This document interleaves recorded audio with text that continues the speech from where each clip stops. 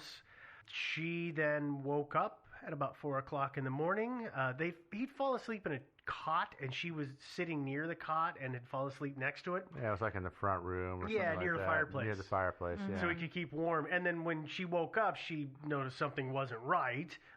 And so she said that she tried to pour brandy down his throat in an attempt to rouse him. And then when that didn't work, she called for help, and people came, and they figured out very quickly that he had passed. Which was a strange thing to do, because apparently, I mean, so their landlord who lived upstairs, she went and got him first. This is at 4 a.m. Mm-hmm. And said I thought she sent the maid. Maybe she sent the maid up, but whatever it was, he came right down, and he said, well, he touched the body. The body was just cold as hell. It was cold, basically. Yeah, stone cold. And so it's like, okay, I've got this body here that's laying there stone cold, and the eyes are wide open and staring at nothing, and I'm going to pour brandy down his throat. Now, that doesn't make a lot of sense. No, it's but in her defense, I mean, yes, bodies get really cold. We had panic. She was young, but also no, she was in her 30s at this point. Oh yeah, that's right. She's 14 years. She married at 19, so she's a 30-some-year-old lady. Scratch that from the record. Anyway, one thing I will say is that I have very poor circulation as a rule. My blood pressure is really, really low, and there are times where my hands and feet are like ice cubes. So we shouldn't just bury you. We should probably look check for a pulse or something. First. Yeah. Oh, okay. And my core stays warm, but my limbs get really, really cold, and I'm convinced that if I did pass in the night and my fiance was like just went to touch my hand and just felt it cold, he would just think, wow, she's like passed out or asleep or something. Yeah. And he's smarter. Obviously, might be a week before he'd notice. Right. Yeah. He would just be like, wow, she's still asleep. Must have been really tired. It's so weird. No, honey, it's been 3 days. Yeah. No, I mean, obviously he's smart enough. He would check for a pulse, blah, blah, blah. But I'm just saying, if you're kind of in a panic and he was in bad health already, and I suspect his circulation wasn't particularly great, if all she did was kind of touch his hand, and then she thought, oh, I'll give him some brandy. That usually warms him up and wakes him up, and then that didn't, and then she was like, oh, that's why he's so cold. Okay. Dang it. Yeah. Oh, well. So, obviously, he's found dead. That I think it was about 10 or 11 o'clock that morning, Edwin's father comes over, because he was in town at the time, and as soon as he heard about it, he came over, and he, like we talked about, he was suspicious of Adelaide, and he didn't like her, and so the first thing he said he did was go and smell his son's mouth, for signs of poisoning, and he reportedly smelled something that was sweet and, made a big ruckus saying, I want an official examination done of the body. And the doctors, when they did the examination, there was no obvious cause of death until they opened Edwin's stomach, at which point they found a 1/16 of an ounce of chloroform in it. Now, presumably there had been more chloroform in his stomach before that, but because it evaporates so easily, it was probably escaping out of his mouth. It also gets absorbed into your body, too. To a degree, yeah. I mean, it will. Yeah. And to be clear, chloroform is not something that naturally occurs in your stomach. No, absolutely not. Yeah. No, absolutely not. It, like mercury, will kill you. Correct. Yep. And the cause of death at this point was pretty obvious, but how the chloroform got into him was not. Because the thing is, chloroform will burn skin after it is left in contact with it for a second or two. Mm-hmm. Edwin's mouth and throat didn't show any signs of burning. His tongue was kind of bleach white, which is an after effect and is a known effect. But there was no burning, so our mystery is, how did it get there? And who did it? To finish the story before we get into all the theory section, Adelaide and George Dyson, they're charged with Edwin's death.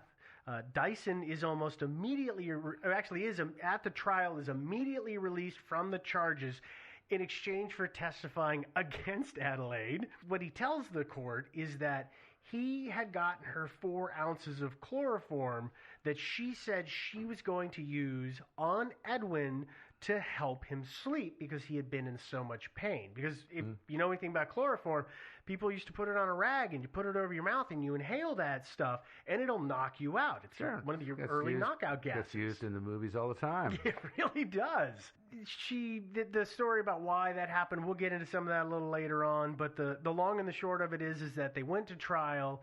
She was put on trial. He testifies against her. the jury cannot make it stick, or the prosecution can't make it stick, and therefore the jury cannot come back with a charge of guilty. So they say, and this is the foreman says, of the jury says, actually, Joe, here, you read this. All right, here we go. Quote, although we think grave suspicion is attached to the prisoner, we do not think there is sufficient evidence to show how or by whom the chloroform was administered, unquote. Yep. Dun, dun, dun. Exactly. So we don't know how it got there. There was a lot of puzzlement over that, actually. I don't know if you read that quote by Sir James Pettit. Oh, yeah, that's a great quote. It is a great quote. You want to share that? Yeah, he said after the trial was over, she had been found not guilty, and so she couldn't be retried. And so he supposedly said, quote, she should tell us in the interest of science how she did it, unquote. Since she can't be tried for it again, she should just admit to it. Yeah, obviously he was not convinced of her innocence. Yeah, no, obviously not. Well, it's almost theory time, but before we go to theories, let's take a quick break. We hope you're enjoying the mystery of the death of Thomas Edwin Bartlett. Here's a sneak peek into The Alienist, premiering January 22nd. You think I'm crazy? A monster unleashed. My God. A man obsessed. He's watching us. A city in fear. Mondays on TNT, the hunt for pure evil begins. Cold-blooded killers walk among us. Based on the best-selling novel, Daniel Bruhl, Luke Evans, and Dakota Fanning. What compels a man to do evil? The Alienist, new limited series Mondays at 9, 8 central on TNT.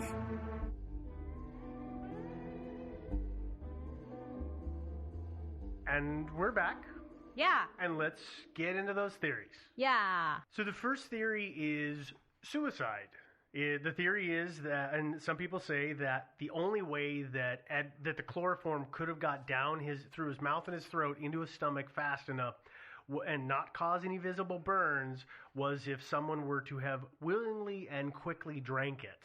Yeah, mix it up with some brandy or something and just chug it right down. Yeah, and the problem is that, this is 1886 at this point. So other than a visual inspection of his throat, today they could take a microscope and they could probably do some analysis to figure that stuff out. Like, how long did it take to actually swallow it all? But today at that time they didn't have that ability, so we can't do like a fine examination of it. I mean, as we talked about before, he is supposedly, he had been in ill health, and he had been told that he only had 1 year to live. And there's the fact that he had in his will for a long time that everything went to his wife, with stipulation, which was common in that time, that she didn't remarry. Mm-hmm. Strangely, he changed his will about 3 months prior to that at the encouragement of George Dyson. So people say, well, that's an oddball about that. And we talked about this before, is that it may have been that he wanted them, as Joe had pointed out before, to hook up and become a couple. And if he were just to remove himself from the picture, that would be the most expedient way to make that happen. Mm-hmm. Yeah, it does make sense. It does appear, it's been said by various people, that he thought Dyson would be the ideal husband for her after his death. The other thing to keep in mind, chloroform apparently tastes really hideous. Yeah. And there's that whole thing about, remember the brandy? There's that glass of brandy there's a bottle of brandy in the room and a glass with brandy in it. So people say, well, maybe he poured it into the brandy to cut the flavor, and that helped prevent it from causing burns. The hard part about chloroform is that, and this applies to all of our theories, is there isn't a whole lot of data about how quickly it will kill someone. So I don't know if he was intending to take his own life. Would he have known if he had enough and how long it would take? It doesn't take much, my understanding. Chloroform apparently in fairly small doses can stop your heart. Well, see, that's the thing, though. I saw stuff where a guy had about like a quarter of an ounce and had died, and there was a guy who had 4 ounces of the stuff and had lived. So it's all over the map. Now, the other problem with that, of course, is that it's the era that it happens. In a modern age, if somebody drinks that, they're able to pump your stomach and give you all kinds of medication, help revive you. Also, if you 50, 70 years ago, that wasn't available. Yeah, if you drank 4 ounces and then immediately threw it all up, you might live too. Right. I mean, maybe, I don't know. So, but that's the problem with the accounts of, when I see these numbers and don't know how much it's going to take. But that's all I have on that. I mean, I'm not really, I don't know. I don't know about that theory. But it's entirely possible. I mean, it sounds like he was fairly miserable. His health was pretty bad. He had no teeth. Yeah. He was gumming everything. Yeah. Yeah. Well, In the worst sort of way. Stubbing everything. Yeah, stubbing everything. Yeah. You're right. Yeah, well, yeah. Well, let's move on to theory number... This story really does make me want to go see my dentist. You Me should. too. Yeah. Frequently and often. We do have dental insurance through the podcast, right? Not yet. Well, Soon. actually, same kind of guy that Edwin had, probably. Okay. That's what Yeah. we can afford. Fair enough. That's what I got us the cheapest plan possible. Okay. So let's move to the next theory, which is that his wife Adelaide was the one who did it. That's a popular theory. Well, Yeah. popular with a lot of people, including, as we said before, Edwin's father.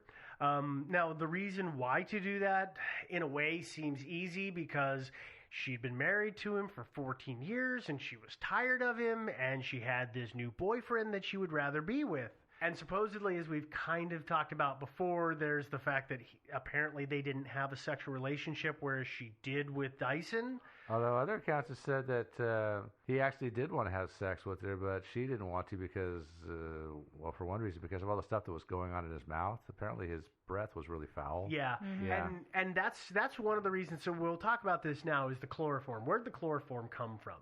Well, Adelaide had Dyson procure it for her.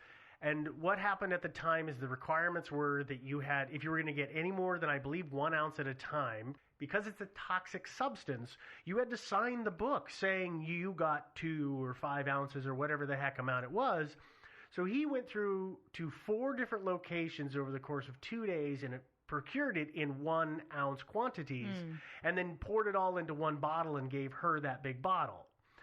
And then according to some people, what she said was that she wasn't going to use it to help her husband sleep, but instead, when he came at her in a quote-unquote lustful way, she was going to put it on a handkerchief and wave it in his face until he passed out, and thereby sparing herself from having to endure his breath. Which I've known some people who had some pretty bad breath, so I kind of understand that. I kind of do too, but maybe just turn your head or something. I don't know. Yeah. But the problem with that all is that this whole they almost never had intercourse thing is that she appears to have occasionally slept with him because condoms were found in Edwin's belongings, which would indicate that he was having sex with someone. Used condoms? New condoms. Yeah. So presumably he had been using condoms and therefore it had been together. And the whole thing about, you remember we talked about when she got pregnant? Mm-hmm. She had made a statement to somebody at one point that the one time they didn't use protection, she got pregnant. Mm-hmm. So that indicates that they might have actually had a sexual relationship. Sounds like, I think that would be a little more believable. Well, I mean, or he was hopeful, he was thinking, there is okay, the well of eternal hope for married men. Or, I mean, even in terms of, he had been having these really bad health problems, and so probably while that was going on, they weren't really being physical with each other. But then when his health rallies, he thought, this is going to be my chance, and maybe he went to go have some sort of breath freshening procedure done or something like that at the dentist, and he was like, this is how we're going to ring in the new year. It's going to be amazing. I'm in such good health, and we're just turning a new leaf.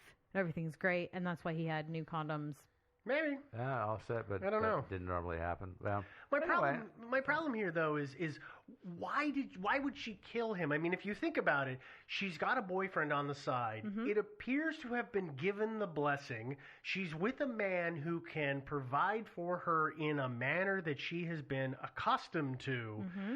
So it doesn't make sense to me. But then again, there's also okay, well, why did Dyson go around and get the chloroform in such a sneaky fashion if everything was going to be on board and none of it was pre-planned? I don't know. Here's one thing I will say is in Portland, Oregon, proper, you have to buy spray paint. You got to show your ID. You got to show your ID, and they'll write your name in the log.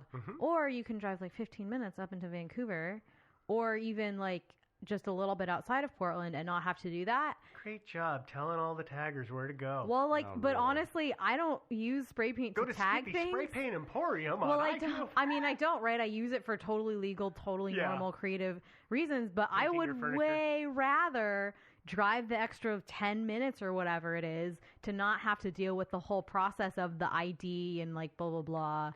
It's not quite that inconvenient as long as there's somebody there to actually open the cabinet and get it to you. But yeah, but that's he would have only had to have gone through it once. Instead, he went all over town. He went to 4 different vendors. That's to not the have weird to deal part. with it. Yeah. That's a lot of commuting back in the day. No, I agree. I'm sorry. I'm just playing devil's advocate here. I think that was super weird and suspicious. Why did he do that? I think he actually went to 3. I can't remember now. No, he said he went to 4 different locations. Yeah, I thought it was that you couldn't. It wasn't just that they got you to sign something.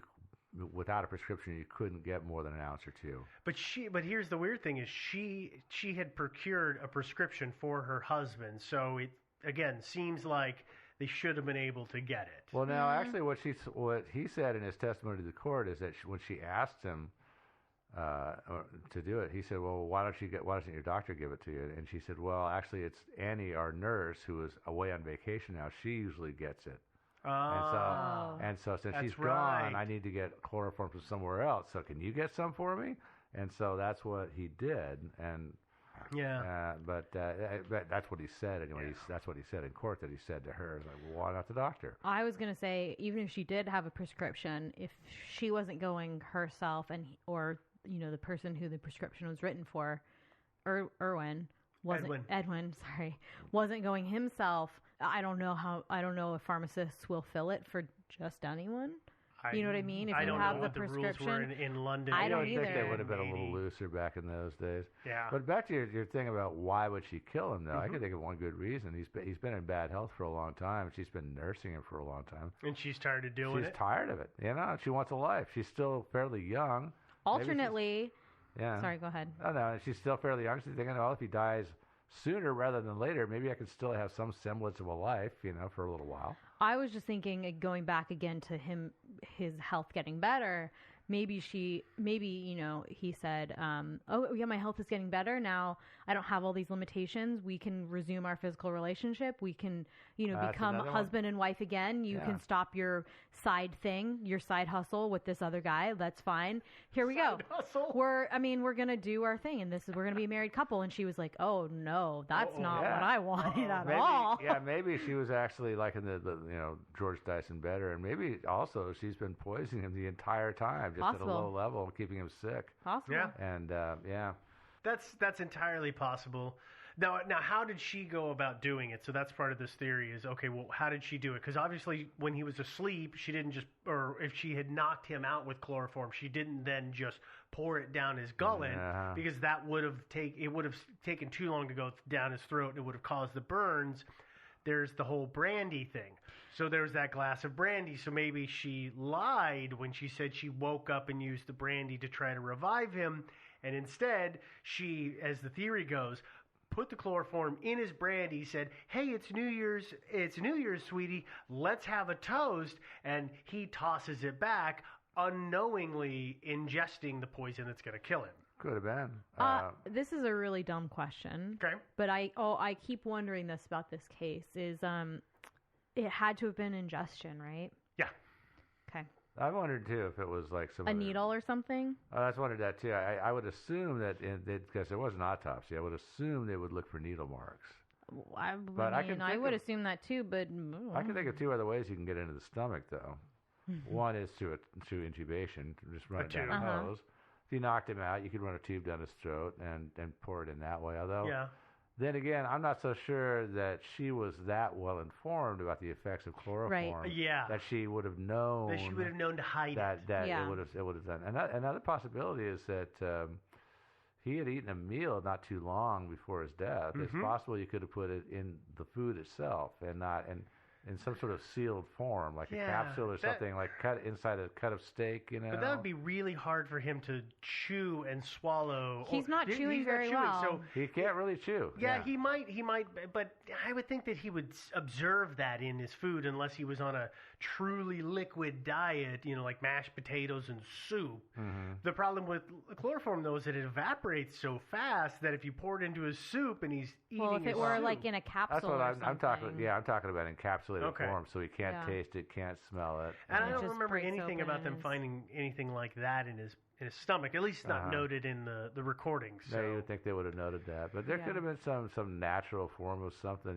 Maybe she broke open a walnut and filled it with chloroform and then super glued it back together. And then fed that to him. Yeah. And they were, and in the autopsy, they weren't like, oh, it's weird. There's an entire walnut shell in his Yeah. stomach. No, this is the 19th century. Yeah, walnut, of course. Okay. I don't know, Obviously. but obviously, and I don't seriously, literally mean a walnut, yeah, I but know. something I know what you natural. meant. But yeah, no, I you're got right. I mean, she could have just poisoned him in a bunch of different ways. yeah.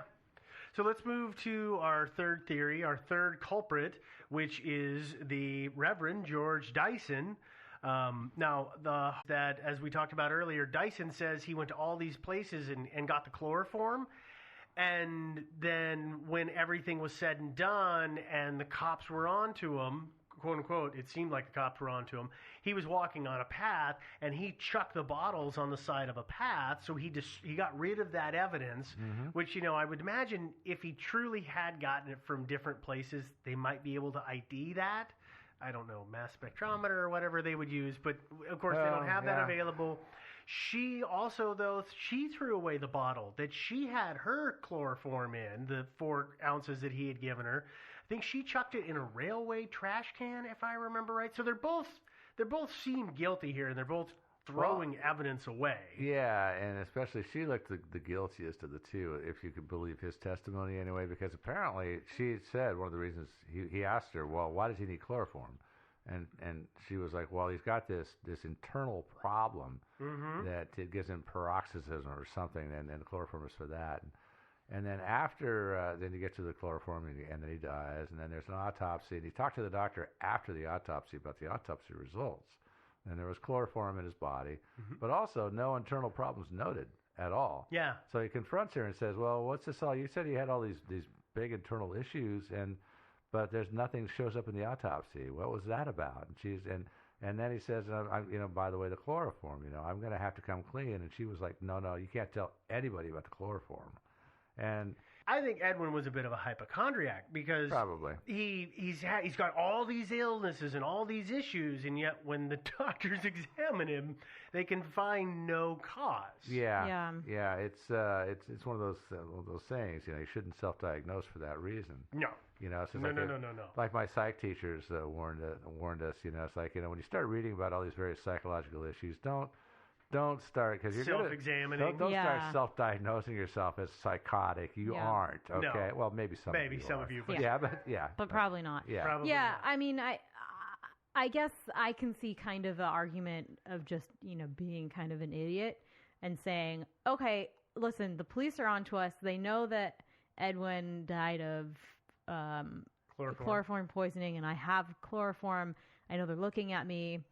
I know I didn't do anything wrong, but it sure is going to look like I did something wrong if they find these bottles. So I'll just get rid of them, and then it won't look like I did anything wrong at all. Yeah. And from his point of view, he's been even if he was totally innocent, even the way the law looks at it, especially in the way society looks at it back in those days, women were delicate creatures. They weren't typically murderers. Almost always the guy. Yeah. So it actually almost always is the guy. But so even though she might have totally snared him, he just decided, maybe I'd better shut up about this stuff and get rid of the evidence. Yeah, and I think that's probably what happened here. Yeah. The other thing I keep thinking of is Edwin, with the whole chucking of the bottles, he's kind of lucky that he was in London of 1885 instead of London of 2017, where everything is on CCTV. Yeah. So they could have actually probably seen where he was in the alley. You don't mean Edwin, though. No, I'm sorry. I meant George Dyson. Yeah. I'm sorry. I totally got the wrong person. It's okay. I was like, Edwin. But no, Dyson, because Dyson is the one who says he chucked him when he was walking on a path. Well, today there isn't a square inch of London that doesn't have a camera on. Well, unless you're Andrew Gosden. Yeah, that's true. Yeah. That's true. Okay, well, let's move on to the last theory here. And this is not an official theory. This is just a Steve theory. This is my favorite theory, though. And it's the dentist. Yeah. The dentist You're is a saying freaking quack. medical misadventure, perhaps? Yes, because this guy is such a nut job. It's entirely possible that he's probably knocking Edwin out if he's doing any kind of procedure to him that involves sawing off of teeth with live roots. So you could see him either pouring it down through what Joe said, intubation, or maybe some chloroform tablets fall. He's a klutz, and whoa, they fall down his throat. He's like, well, he'll be okay. I won't tell him about the 72 pills that I accidentally poured down his throat. I think they would have kicked in a little sooner than that. I was gonna say, I think chloroform only takes a few hours. Well, I mean, If it that. depends on if it was intubated, but if it was pills, like Joe said, it might give it a longer life. I really just want to disparage this dentist as much as I can. Yeah. No, absolutely. Oh my God. Well, it's hard to say Worst back ever. back in those days, it's really hard to say how many people were actually killed by their doctors and their dentists. I mean, probably quite a few. Well, and we're lucky today because we can look at these things and figure it out. But at that time, it's this is my best guess. Yeah. This is all I really know. I got no good hard science to back it up. I kind of like this theory because I kind of imagine this sort of primitive gas mask sort of thing, right? With the chloroform being aerated at that, just like the smell, but it's defective because this dentist is a quack. And it's spraying droplets into his it's just nostrils like or his mouth. totally, just like there's just like a constant drip of it down his throat, and for some reason I don't know why it doesn't burn his throat, but he's Problem is that at that time they didn't use the mask. It literally was they were just taking a rag. It was like people were actually dying at the dentist because there was no actual, time scientifically figured out how long it should be there. So they would give the same amount to you, Devin, at your size as they would to Joe, who is a much larger person compared to you. I was going to say, and that would just kill Joe And- immediately. Probably would. Yeah. I think it actually might be the other way around, but Yeah. you could be right because my science is 1885-ish. Yeah. Yeah, but Doctors were killing people all the time. yeah, I mean, it's hard. I mean, with anesthesia these days, they very, very carefully measure all that stuff And out. they only do it if they absolutely think they have to. I mean, I've been to several medical procedures. They're like, we don't really want to put you under. Do you want to go in? I'm like, no, I'm fine. really, no. Turn on the radio so I don't have to listen to anything. It's fine. Yeah, I've only been under once, and it was one of the most disconcerting experiences of my entire life. Yeah. So See?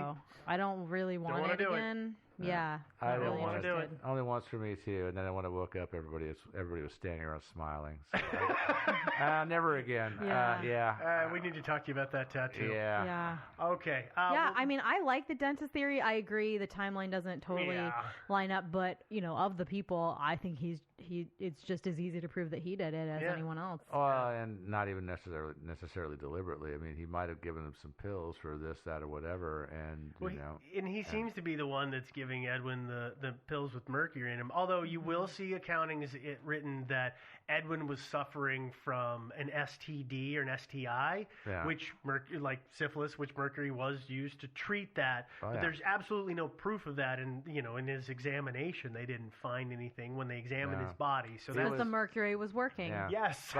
but also according to Dyson, though, he did say most definitively that he had worms.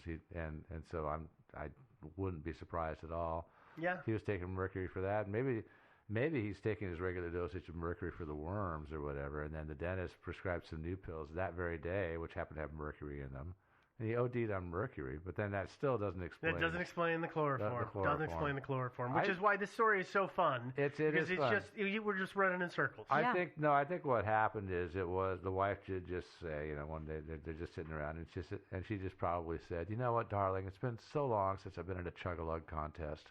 Why don't we chug some brandy? Yeah. And so he just just chugged it down so fast he couldn't taste the chloroform in there. I don't think And that's then, oh well, one of the things I think I'm still thinking there is some possibility of some sort of clever introduction through the food into his stomach. That's a possibility too. Okay. Well, But, you science that out and then yeah. come back to us, okay? That's Yeah. your homework. But But I'm most- not eating any meals here. Most likely, he just slugged down some brandy that had been spiked. Yeah. Well, that's all we've got on this particular story. If you have thoughts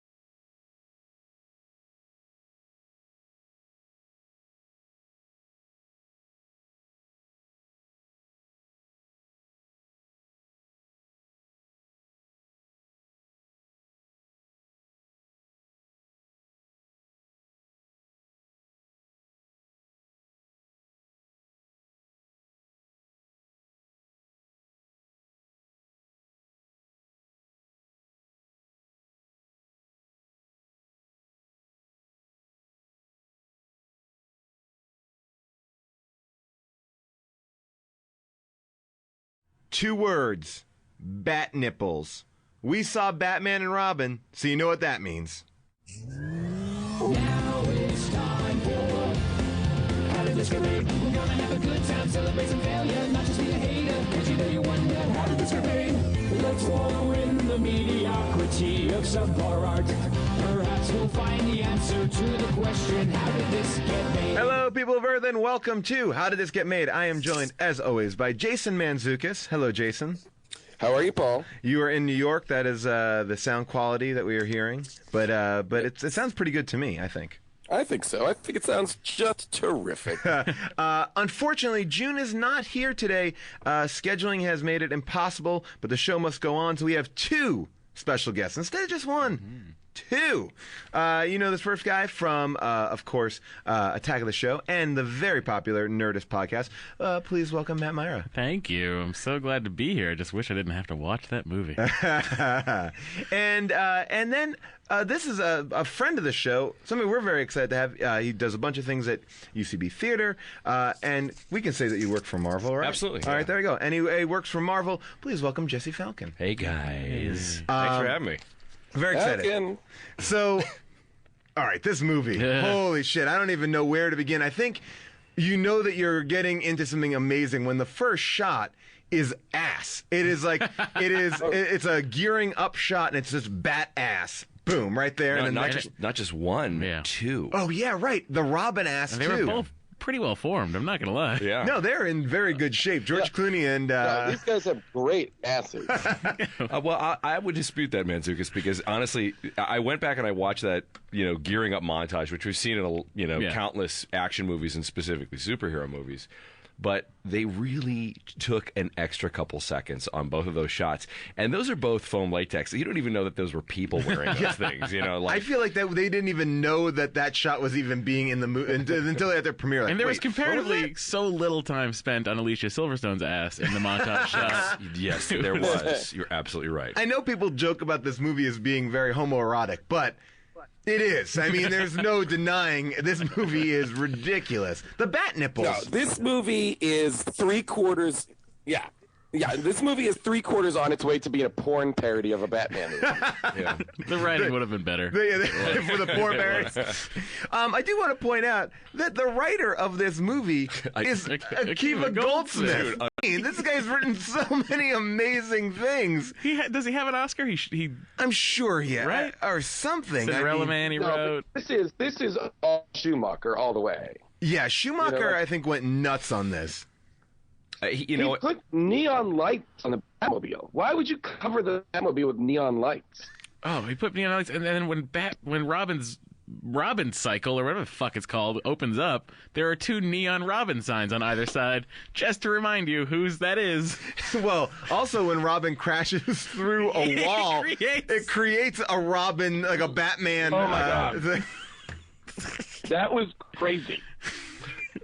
I mean, this movie makes the Adam West Batman look campy. Oh, God. And honestly, and I felt that when I was watching it, because I hadn't seen this movie in a long time. I actually remember seeing it for the first time. We were a couple buddies of mine, our DC buddies, counterparts, were like, oh, we have a screening of this thing. Come over to watch it.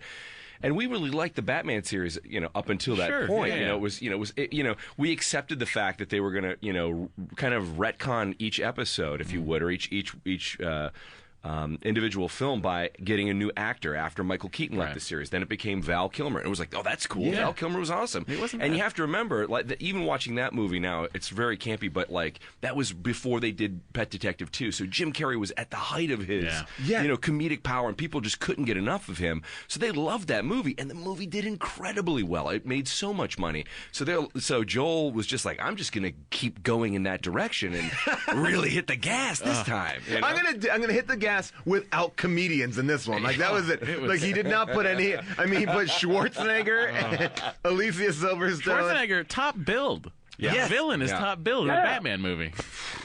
That was shocking to me. The other thing that was shocking to me is that all of his henchmen were basically Starlight Express hockey players. Yes. I said that the whole fight scene felt like I'm watching Batman on ice. It was like, this is just a theme park show that was shot a little bit better. I think that was part of the pitch when Schumacher came in. It was like somebody was like, this is going to be just like a Batman movie, but think of it as Batman on ice. And then you just know that, like, sparkles came out of his ears. We've just signed a deal with Six Flags. We have to make it work. Yeah, absolutely. But and to that point, this is the other thing that I really noticed about watching this film is that, you know, I'm very conscious of product placement. And I don't mean like, you know, with the Coke can in Ghostbusters when she opens up the fridge. Right. I'm talking about stuff that toy companies specifically asked to be in the film. Yeah. This film really wasn't so much a Batman movie, as much as it was a feature-length Power Rangers commercial. Oh, it was absolutely a toy episode. commercial. It was absolutely a toy commercial. There's so many. I mean, there's literally a line. I believe I have this. Are we gonna play the Poison Ivy one? Yeah. I have that. Like, listen to this. No. First, you're going to tell me where Freeze is, and then you're going to jail. I'm a lover, not a fighter. That's why every Poison Ivy action figure comes complete with him. Which is a bold-faced lie. Yeah, Every you're right. Poison Ivy action figure. By the way, we're getting a little taste of Uma Thurman, who plays Poison Ivy. Her subtlety in this movie is on par. There was obviously a Greta Garbo plant that bit her at some point. Yeah, that was funny because she was like a mousy little girl at the beginning, and then playing it fine. Somebody pours a mixture of chemicals on her, and she completely becomes a different character. Oh, yeah. Hey, fellas. You want to come up and see me sometime?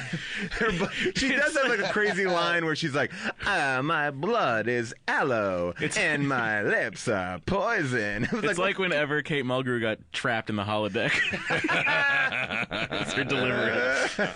Oh, my God. A movie as a staple right away of a bad movie, which is there is a surfing scene right at the top. Like, they're in like a little... no, I was watching it just this morning, as a matter of fact, and when Mr. Freeze's car starts tilting up, I'm like, that's not a rocket ship, right? That's what I said. They're not going to take a rocket. He's not taking a rocket. And then a fucking jet fires, and they're in a rocket. Also, Schwarzenegger's in a hand... museum. In a museum. The rocket is in a museum. Right. Well, he drove it in there. He was ready. But if you ever happen to see this again on television, just pay attention to Schwarzenegger's terrible space work with joysticks. Doing nothing. Oh, my God. That's By the way, I want to talk about Schwarzenegger's car. He is Mr. Freeze in the movie, which means he says a lot of freeze puns. We'll get to that probably a little bit later. But his car looks like... I don't watch Doctor Who, but what are those robots in Doctor? Like the Cybermen. Does it look like it has where all the things? Yeah, it looks like that. It's or a Dalek. Yeah, a Dalek. Yeah, a Dalek. Yeah. And it looks like, so it doesn't even look like a car. I don't know why it has all these like bullet things out of it. It's ridiculous. and Gotham City in this movie, like Tim Burton made a cool dark Gotham. It looked a little bit interesting. This one, they have like statues that are hundreds. I'm going to fight you on this. Yeah. I do like the super gothic Gotham City. Like, I like the giant statue. What I don't care for is that gangs love blacklight. Yeah. And both movies, Schumacher movies, and the last one. So much of this stuff has like elements to it that seem to me like Andrew Lloyd Webber musicals. I genuinely feel like whether it's like the Starlight Express kind of like running around guys on roller skates or ice skates, I guess is what it is, or like that crazy, blacklight neon makeup that people are wearing. It's crazy. I just want to be at the meeting where Freeze decides this is what you guys are going to wear. You're going to help me out. Yeah, dude, honestly, like, if you watch, really gooning for Mr. Freeze is one of the shittiest jobs you can possibly have. Because it's like, you know, they all have to sing the Freeze Miser song. Yes, Freeze Miser. And then what are they eating? They like tongues are all stuck to frozen dinners that are solid ice. The best shot in the movie starts off on two, like, was it like a polar bear feet, like slippers, and they're like, tapping along and they're watching. And you pull up on his polar bear robe. Because it's so dumb. It's so dumb. And he's leading a sing-along to, like, that Raskin Bask Heat Miser song. And he's like, sing! Sing! Like, yelling at them to sing along with the Mr. Freeze from that. It makes no sense. Well, to even add insult to injury here is, like, he has to wear that mechanical suit to keep himself alive. And when he takes it off, he wears clothes that will make him warmer. Which is like... I don't... And isn't Vivica A. Fox? Vivica A. Fox is like his lady, hench lady. Which the whole logic of Freeze in this movie is so fucked up because, at times he's like, I'll kill you, I'll rip your bones out, and then at the end of the movie, Batman is like, "Hey, listen, man, I know you just really want to save your wife." He's like, "Really?" And then he's like, "Oh, I'm a good guy now." Like how did he make this hairpin turn? You know, I don't even understand that Mr. Freeze in this movie has no plan. Really, like he gets cut into a plan later on. I think the most compelling villain in this movie is Poison Ivy's boss that wants to sell off the Bane super soldiers. Yeah. Oh, which is that great guy from Smallville? Yes, Don Glover. Yes. He is appealing to the united nations. I loved those 5 character actors they had standing in the balcony, like one black guy, one Chinese guy. You know that they are all dressed like that in their headshot. They're the most racist view of the world. But there's no plan. Like, just to point out, there is no plan. Mr. Freeze is just going around. No. His plan, which cracked me up, is to get money for research. Oh, that's his plan. Not like he doesn't want to. He just holds them ransom instead of selling the billions of dollars worth of diamonds he's stolen. He decides to freeze Gotham City ransom. Doesn't he need the diamonds in order to power his stuff? Yes. Right, but that's what he needs. He needs it to power that. I'm talking about the plot of Batman and Robin. Please get into it. He needs it to power his freezing engine, which will freeze Gotham City, which we will then hold ransom so he can get billions of dollars for research. Thank you for clarifying that, because I did not get that, and I am happy to now know that I believe is a plan. I fully missed that. I fully missed that. But he could just cut out the middleman and sell diamonds. I get the frozen wife part. I get the part where he needs to make his wife better. Yeah. But I could not understand what the fuck was going on, because I was so confused by the idea that the most powerful fuel source in Gotham is diamonds. I was like, I don't know. Everybody seemed to want diamonds to fuel something. Yeah, what? Well, I mean, look, when the #1 reporter in Gotham is a gossip reporter. Yeah, gossip comes. I'm here with Mr. Bruce Wayne. My personal friend, Mr. Bruce Wayne says. She was way overused in this movie. Like, why was there 2 scenes that they needed that? You know that woman exists in reality. That actress is that woman, and she is best friends with Joel Schumacher. Yeah. I'm sure. Joel, baby, put me in the movie. And her sister Cindy Adams. Gossip Gertie is her name, played by the lovely Elizabeth Sanders, who's only been in the 2 Joel Schumacher Batman movies. Wait, she plays the same character in both movies? Yep, Gossip Gertie. It has to be, right? She also was in Batman Returns as Gothamite #4, but I imagine that has no lines there. So I think that she could be a friend of Joel Schumacher. She has Probably to be. Right. She has to be. I want to get back to something for a second, just because this is a fun little tidbit of information. The scene at the top of the movie where they're fighting in the museum, and then they blast off into low orbit, and then use the escape hatches as surfboards. Yes, when Robin gets to say just the doors. Just the doors. Yeah, just the doors. Yeah. Robin goes, "Cowabunga!" Yes, he said that. Yes, he did say that. So he co-opted a Teenage Mutant Ninja Turtle line there. But that scene was described to me in a very, very early days before the X-Men movie ever got made, and the executive producer of the film had this idea that at the end of the X-Men movie, you were going to see something like you had never seen before. I have to say it in his kind of accent, because this guy was an amazing salesman. He's like one of the greatest salesmen in the world. And he was like, at the end of the movie, you're going to see something like you've never seen before. It's going to be Wolverine and Sabretooth up on the top of the mountain, and they're snowboarding down, and they're claw fighting all the way down to the bottom of the mountain. So that scene almost happened. And they're claw fighting. Yeah, claw fighting. Almost happened in X-Men. So. I will say that it is. We always are looking for signs of a bad movie, and surfing is always a clear sign. Co-opting that. It was bad before that, because immediately when they're in the Batmobile, when Batman now is in the 1-seater Batmobile, the 27-foot long Batmobile that looks really like a bright neon. I mean, it really does look like an ambiguous gay duo. Yeah, it does. Totally. Commissioner Gordon comes on and goes, "There's a new villain." I wrote that down. A new villain. There's a new to trump that. When Batman meets him, he's like, "Hi, Freeze, I'm Batman." Like, what fucking superhero? What Dark Knight goes, "Hi, I'm Batman." He calls himself Mr. Freeze. Yeah. And we completely skipped the fact that they look at each other, click their boots, and ice skates pop up. Oh, because you never know when you need to ice skate fight. Yeah. Mind you, they just see the bat signal, so they're leaving on an ordinary crime fighting thing. They don't know that they're bring the bat boots with the gates inside.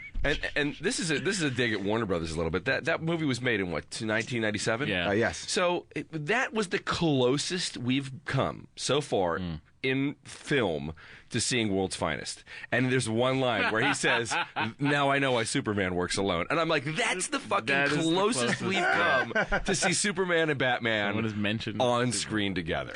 That's an atrocity. Can we talk a little bit about? I feel like the whole movie is like they left the camera rolling, or they didn't make the cut as quick as they needed to. Like there's always like an awkward beat after like the final line is said. Like there's one scene in particular where Alicia Silverstone shows up as Barbara the she's niece. Now Alfred's niece. British. That's her parents are British. Yeah. She's Alfred's niece. But she came from school in England. Mind you, Alfred's sister's got to be as old as Alfred. Yes, yeah. And Alicia Silverstone's like 18. Yeah. She comes in and they're like, "Can she stay? Can we keep her? Yeah. Can we keep this girl?" And they're like, "Okay." And then they just like cut on one person's face, cut on another person's face, another person's face. No dialogue. It's like shaking their head and just smiling, like, yeah. But there's no. It's like it just seems like I almost felt like, should I leave the room? Also, and this is over, right? This is the movie where we figured out that Alfred must cut both their hair. Like Robin and Clooney, they have the same fucking haircut. It makes sense. He takes care of them, gets their bullet wounds. I also like that that the Bat computer in this movie is just a Mac. It's a Mac. It's just a Mac. It's not even a fancy one. It's just a regular Mac. No, but the hard drive icon's the Bat logo. Yeah. It's weird that they make moves like that, like all the other computers in the fucking Bat Cave, or they have Bat iconography all over them. But they have a Mac. But when they start bidding, fucking Batman pulls out a credit card. Oh God! That's Batman Returns. It actually said Batman. It says Batman good through forever. No expiration date. It was good through forever. The Batman credit card never leaves the cave without it. And I know that. My God! And you can make the argument. You can definitely make the argument, like, oh no, they're trying to be campy, but they aren't. They do some things that are super campy, and then some things that are super serious. Like Alfred's dying in this movie, and that's dealt with like. Alfred's dying, and this is a big deal. But then there's Bat credit cards too, so it's like it makes no fucking sense. There's even another level to it, and I'm glad we got onto the Alicia Silverstone introduction because there was something that was so fucking disturbing to me about Robin wanting to like seemingly fuck her that just seemed like a brother wanting to fuck a sister. And it's just like, hey man, like just leave that alone. He's like, I can't, man. I gotta fucking taste that shit. Urges. Have you seen my cod piece lately? It's much bigger. Yeah. The cod piece is getting bigger every day. Robin and this is a movie about Robin and Batman really wanting to have sex a lot because Elle Macpherson, by the way, is George Clooney's girlfriend in this movie. She couldn't look worse in this film. Yeah, she looks fucking terrible. She doesn't look great. Who plays? And we haven't even talked about the fact that Bane is in this movie. Oh yeah. Huge. Forgot all about Bane. Like the reality is like the main villain of the current Batman movie is this crazy weird cartoon character in this movie. Yeah. Oh, I mean, beyond he looks like a toy. I've never seen a character look more like a toy, and he has the best lines. By that time, the Nightfall series had already come out, right? Yeah. Bane had killed Batman, essentially broken his back in the comics. So you're in for this, like, oh, Bane's in this movie. He's gonna do something awesome. And Bane is just a guy who goes like, how about that fucking photograph of them coming off the plane Casablanca style? Oh my God! Oh my God! And it's just like it looks like his face is photoshopped. It's basically like they took like the bad disguises of like the Thing from Fantastic Four. No, or if you opened it up, it would be the little rascals on each other's shoulders. Yeah, exactly. Bane is the worst. What about when Bane fought the glow-in-the-dark gang? Oh, he just essentially it's a two-move a two-move fight where they whip him with chains and he throws them all and they run. Yeah. They just run out of their home. And Bane basically he gets the venom shot into him. That makes him Bane, and he goes from like a little wimpy guy. Yeah. He basically just blows up on steroids within a second. I'm not. I don't know all about Bane's backstory, but is that how it happens in the comic book? It's not far off. Yeah, I mean, really? he does. Yeah. He uses the one thing when he hit the chest and he got more juice, he'd become more powerful. But like the thing is, they've been working on that guy for years to get him to that size. Yeah. But he doesn't just basically drink some potion and turn it to. He's the second or the first character in the movie that you see, because you see all three of the origins. You see his origin. You see the making of Poison Ivy, and Mr. Freeze. Each one of them is doused in chemicals and then becomes this supervillain. Yeah. I just it's like the easiest fucking out, It's it's just the Joker thing over and over. Hey, you fall into that, and you become hey, you fall into some plants, and you become that. Yeah, you fall into thing. Yeah, and Schwarzenegger falling into his vat of ice. I don't know what the value. No one knows what that is. But I really enjoyed his small performance as Victor. I thought was I believe that. Decathlon Nobel Prize winner.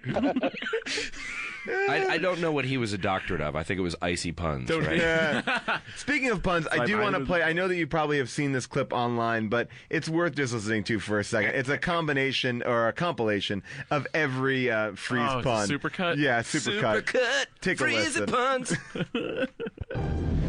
Tonight's forecast.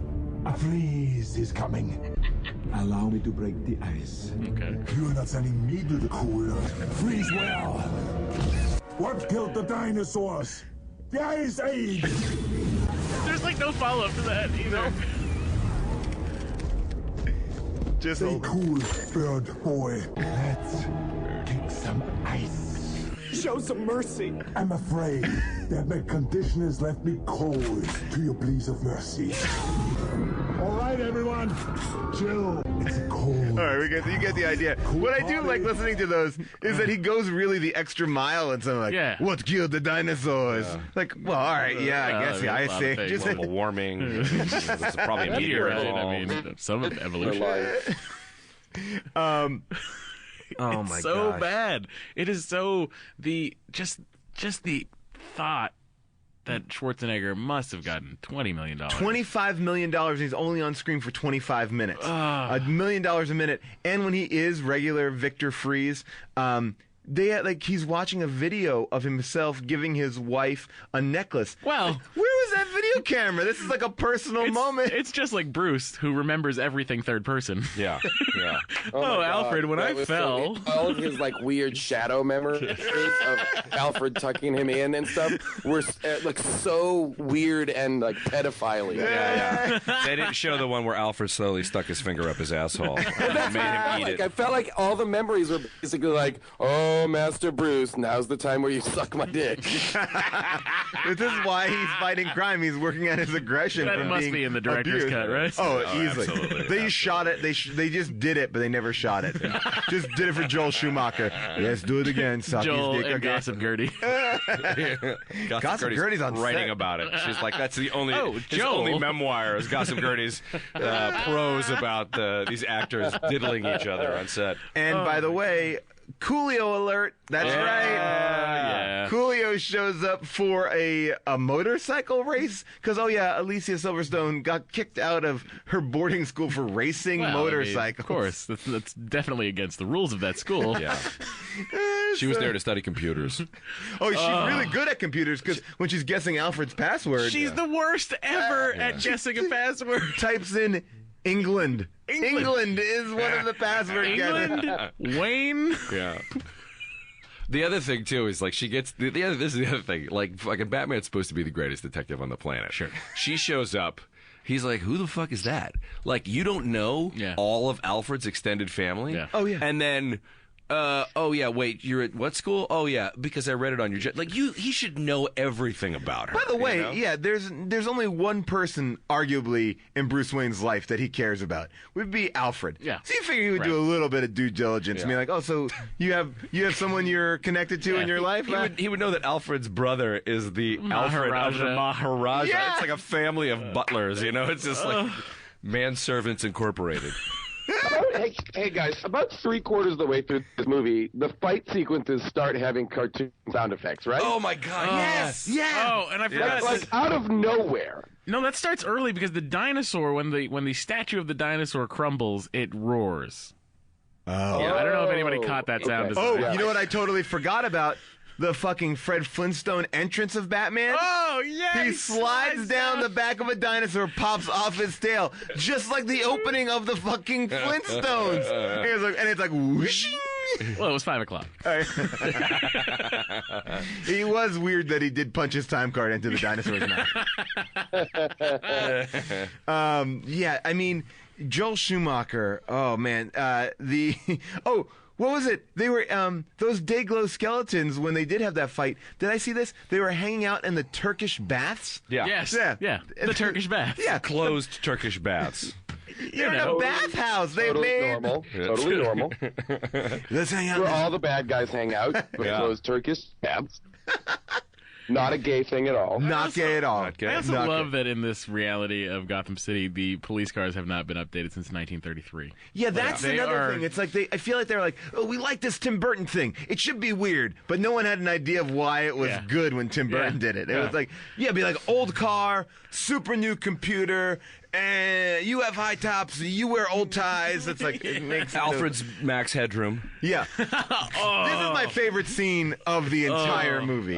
Did you pull a clip of this? I did. Yeah. I actually did. It's just so fucked up that it's like they went through a bunch of pop culture things like cartoons and Max Headroom and fucking old Batman shows, and they're like, just put all of it in. Just shove it in. Yeah. It just feels like someone just shoved everything into a bag. It's like, just sit on it, cram it down. Joel, Get in there. it doesn't fit. It doesn't fit, I Joel. don't care. I don't care. No, it kind of hurts. The nipples.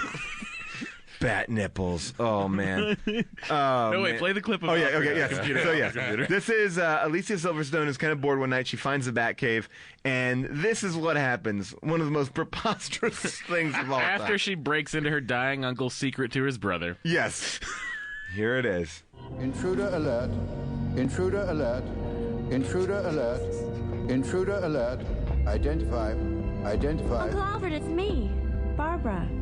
I expected you might find your way down here. I programmed my brain algorithms into the Bat computer and created a virtual simulation. I'd like to help Batman and Robin. I anticipated you would and took the liberty to create something in your size. And that's how she becomes Batgirl. He programmed a thing. Like he's like, imagine recording that day. Like, all right, well, if she comes down here and she wants to know, I'll have to answer that. If she just wants to hang, all right, I'll have to answer that. Oh, she needs a costume. Like that's how she becomes Batgirl. Just like, oh yeah, I thought that this might happen. And also, I love the fact that Barbara reacts to Alfred as if he's a person, not No. It's like, it's me, it's Barbara. Why can't you see me with your eyeballs that are clearly in front of me? Why are you being so mean? Oh, God. Why is your voice skipping? I did not remember how, I don't know. There's so much. There's so like you said. It's like falling in a vat. It's like oh yeah. Yeah, you got a costume. Yep. And she not only there's no training. She's shown no skill besides motorcycle racing. Well, she flips Robin over in the garage. And if I may, in the previous film, Batman Yes. Forever, the only training, by the way, the only surviving two members of this fucking cast are Robin and Alfred. Alfred's the only Alfred all the way through all four of these things. In the previous film, when Robin's family is killed and Bruce Wayne takes him in, Alfred sees him cleaning his clothes in the room where they've got the washing machine, and he says, "Oh, do you want to use the dryer?" And he's like, "No, dude, man, I've got my own way of drying clothes." And then they cut to this fucking insane montage of him using his wet clothes as nunchucks and draining the water out, and that was the extent of his bat training, drying his clothes. He did Karate Kid of drying. Well, I mean, he dried them really well. Saved a lot of energy. It makes you realize, Like, and then like you said, like Batman Forever, people are like, that was a good movie. I like that one. So much that they gave them $125 million to make this movie. That's how much. I was reading about the movie, and the dailies were coming back to Warner Brothers, and they were so happy with them, they signed Joel Schumacher for another movie. Yeah, it was going to be a Scarecrow movie. Yeah. Yes, that's right, with Jeff Goldsmith. Or Jeff Goldblum, excuse me. So my question is, Warner Brothers must have just... Like, I mean, the dailies couldn't have been better than this movie. I just think maybe the dailies didn't have sound. Looks cool. It looks good. It looks cool. It looks really cool. You know what? I think when you see the dailies compared to the last film, like, it really doesn't. If you take the individual segments, they don't look that different. Yeah. You know, the thing that really makes the previous film watchable is Jim Carrey. Yeah. You know, Right. Jim I guess Carrey's that's true, kind yeah. of funny in the movie, you know, and it's like he does the best with that material that anybody could possibly do and kind of makes it enjoyable. And there's still lines that I crack up at, but there's none of that element holding it together. And if you're going to be that campy, you need to be funny. And they weren't. But they had all those elements. It's like they had they had nobody being. I mean, I guess Mr. Freeze. But there's little to no logic in this movie either. None. I mean, even like we were saying before, even the puns don't even make sense. Yeah. At a certain point, it's like there was one pun that was like some of them aren't even puns. Yeah, like what? You know, some of them are just riddles or statements. If revenge is a dish best served cold, then put on your Sunday's finest. Like what? What are you talking about? Hang on, Freeze. I don't follow you. What am I doing? The Iceman cometh, and I was like, is this like a Eugene O'Neill reference? Like the play? The funniest line to me in this entire film is right after Batgirl appears to Batman and Robin, she says, "Bruce, it's Barbara. I found the Batcave." Like, so dumb. So dumb. Yeah, because he goes, "Who are you?" She's like, "Batgirl." He goes, "Isn't that a little un-PC?" Person or Batwoman? Yeah, and then she gets like offended. No, Bruce, no. It's me. It's Barbara. Like, Barbara's always... Well, it's obviously you don't know that it's me. I mean, I'm covering a square inch of my face. You couldn't possibly My be aware. hair is out full. Oh, man. Which is another fucking crazy move because, all right, Alfred designs a suit for her. She goes out. She helps those guys. They get their ass kicked. But then Alfred's computer brain had also designed another suit for her to hold up against the cold. Yeah. These other guys, you know, I mean, again, that's another, like, fourth... or third act action figure move where it's like we're gonna need to sell some different toys at the end of the movie. We need another costume for Barbara. Yeah. Oh, good old Barbara. Barbara also does. I mean, because she is so like naive. Like, it's me. It's Barbara. Like, you wouldn't think of her as kicking anyone's ass. No, I feel not like even a little bit. Not even a little bit. Did she take? I guess the only reason why they really need her is because she needs to take care of fighting Poison Ivy, right? Because I think she had to fight Poison Ivy just so a dude wasn't beating up a lady. Yes, exactly. And by the way, when Poison Ivy is finally defeated, the line "curses" is uttered by Uma Thurman. That's the line she says. She says curses. Because this is PG-13, guys. You can't say fuck in these movies. I also love... Wouldn't it be amazing if they just, in one line, were like, fuck?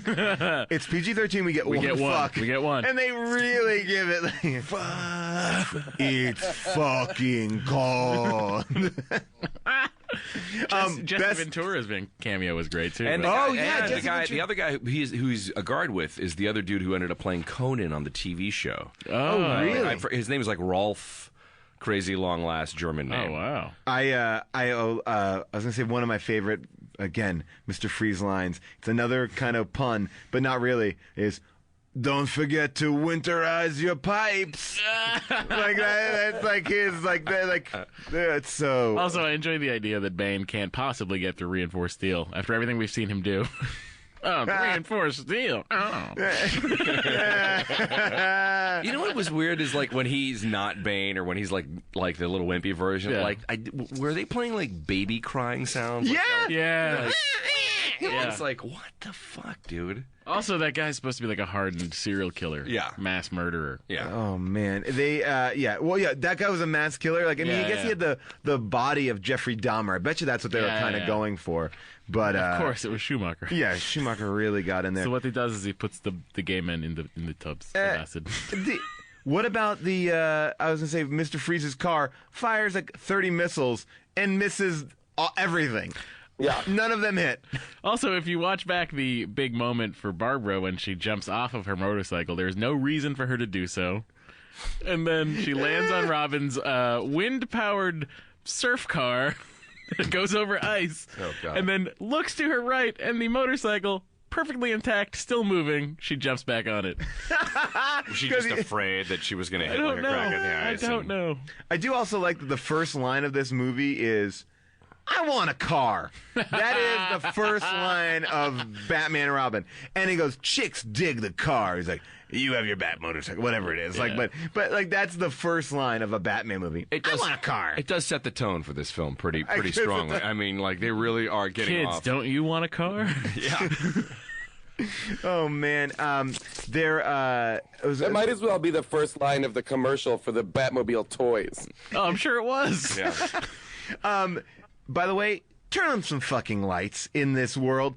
Every room is in complete darkness. There's not a single lit thing, and it's a disadvantage, I think, for everybody. Right. I think, but yeah, the whole movie is just. It's dark. It's dark, but not like Tim Burton dark and interesting. It's just like, no, we'll just have really low lights. Well, we'll let you bring up Tim Burton. I want to play What If for a second. All right. Okay, because this is kind of the temperature of the times, and this is what Warner Brothers really wanted to do here. If this movie had been a success, their plan would obviously have been to do another one. They signed Joel Schumacher to do another one, but there was another property that they were developing at that time with Tim Burton, which was the failed Nicolas Cage as Superman film. So, and I don't know if you've seen some of the work that Steve Johnson and his special effects team have done online, but there's a bunch of costume tests of the suit, and you know it's really incredible, just because it's so far away from. You know, anything that we know about the character, it's Tim Burton's interpretation of Superman, and as played by Nicolas Cage. And there are pictures of Nick Cage with a gigantic mullet, which Superman was wearing at that time. Yeah, in the comics. he had long hair. Yeah, just in the back. And so the mind wanders into the possibilities of there being a world's finest Nicolas Cage, George Clooney. That would have been what that would have been like. That would have been amazing. Just Nicolas Cage and but maybe Clooney doesn't stick around. So who would be the next guy in 1997? Casper Van Dien. Yeah. Okay. Hot off of Starship Troopers, get him in there.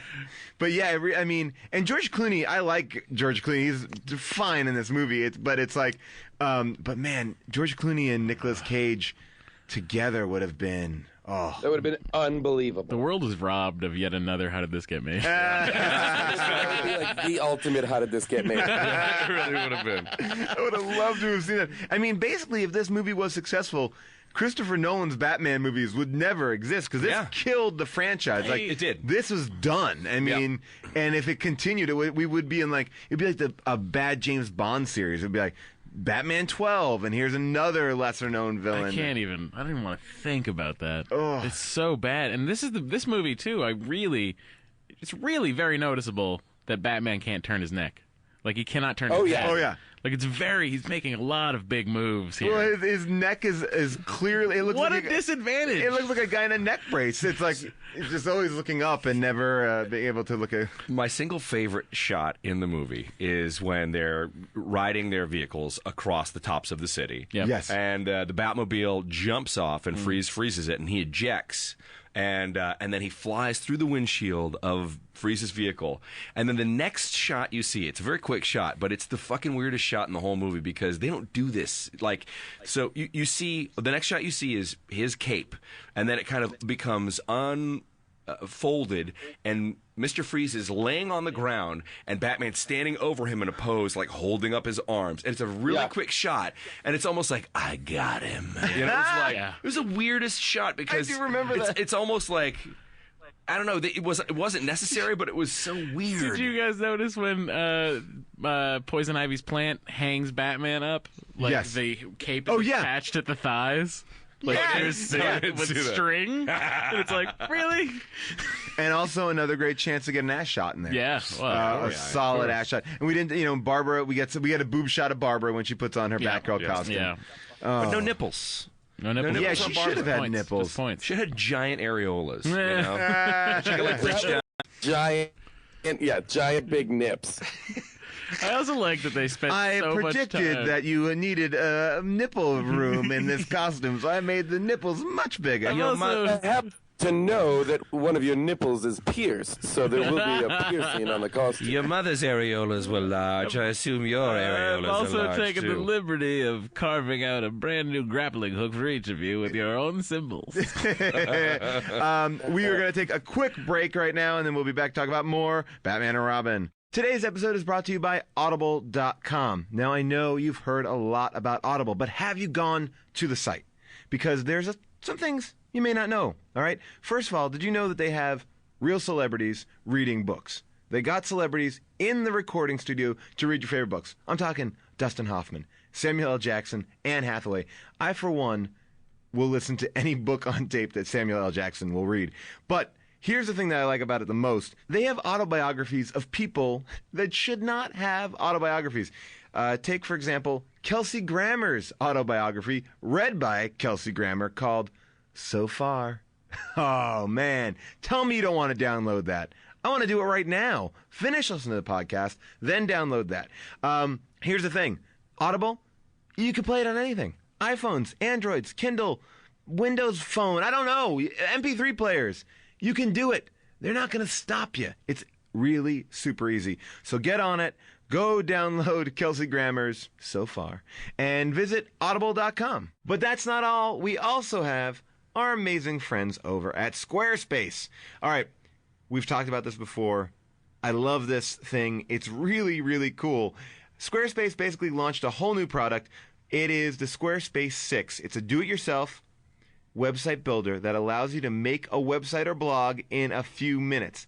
You don't have to know HTML. You don't have to know anything. You get a free domain name from Squarespace. They handle the hosting. They have 24-hour customer support. You can hit them up whenever you want. If you're working late, they're there.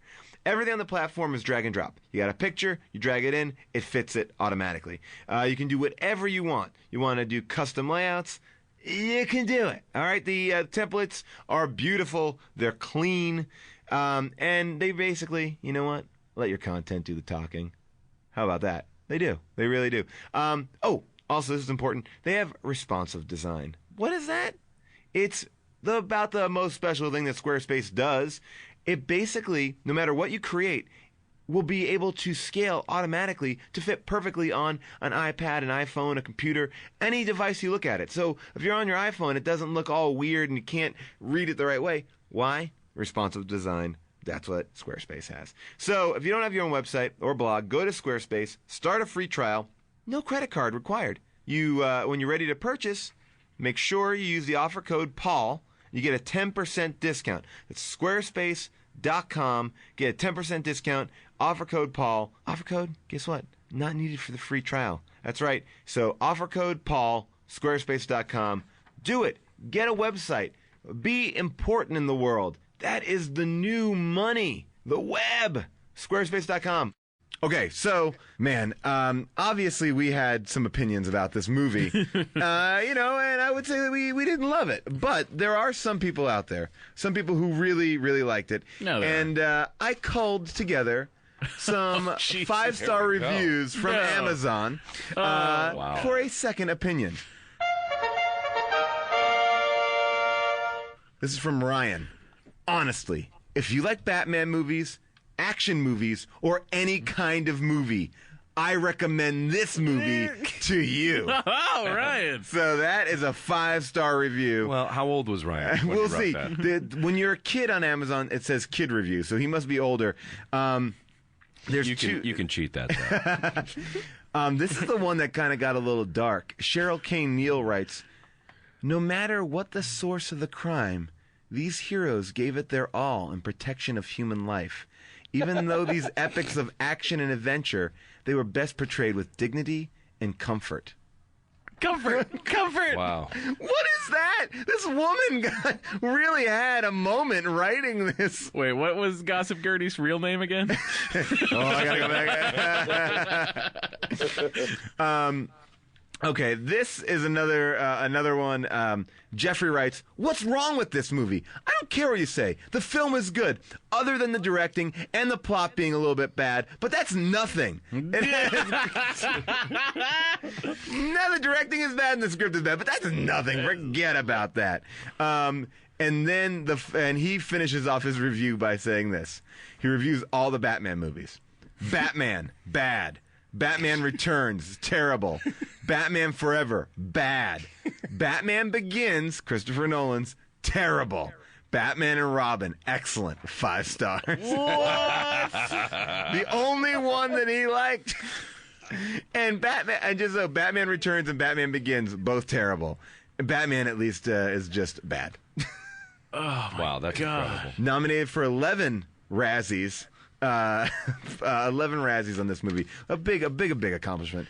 Is there anything that we haven't talked about that you guys that popped out to you? Anything else that we? It's just it's really funny is the randomness that happens. It's like there's no really cohesive, storytelling message throughout the film because they just keep throwing weirder and weirder shit. The Scooby-Doo special effects, sound effects. Yeah. And it's added midway through, so it's like I feel like people made changes. Like even Uma Thurman, she's dressed all sexy the entire time, and then all of a sudden, like in one scene, she's in like a full green jumper, and it's like, wait, bring back the sexy version of her. Like she should be in that one that came out of the gorilla suit. I couldn't make heads or tails out of Uma Thurman's character at all. Oh, I didn't know what she was doing. I didn't know what her point was. She was truly like there were so many characters in this movie that it's just a mess. Well, her character basically just wants to have the plants come back, but she also is upset when Mr. Freeze says he has a wife.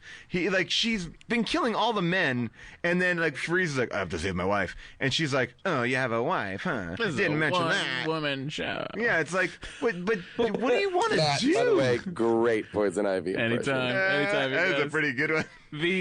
But what was very funny is when the fight with Batgirl, she pulls out a 2.5-inch tiny blade that looks very dull and won't cut anything, and then they have her check her fucking makeup while she's fighting. You know what? Chicks dig that stuff, man. Yeah, man. That's what ladies do. That's how ladies fight. Have you ever been to the fucking Bronx?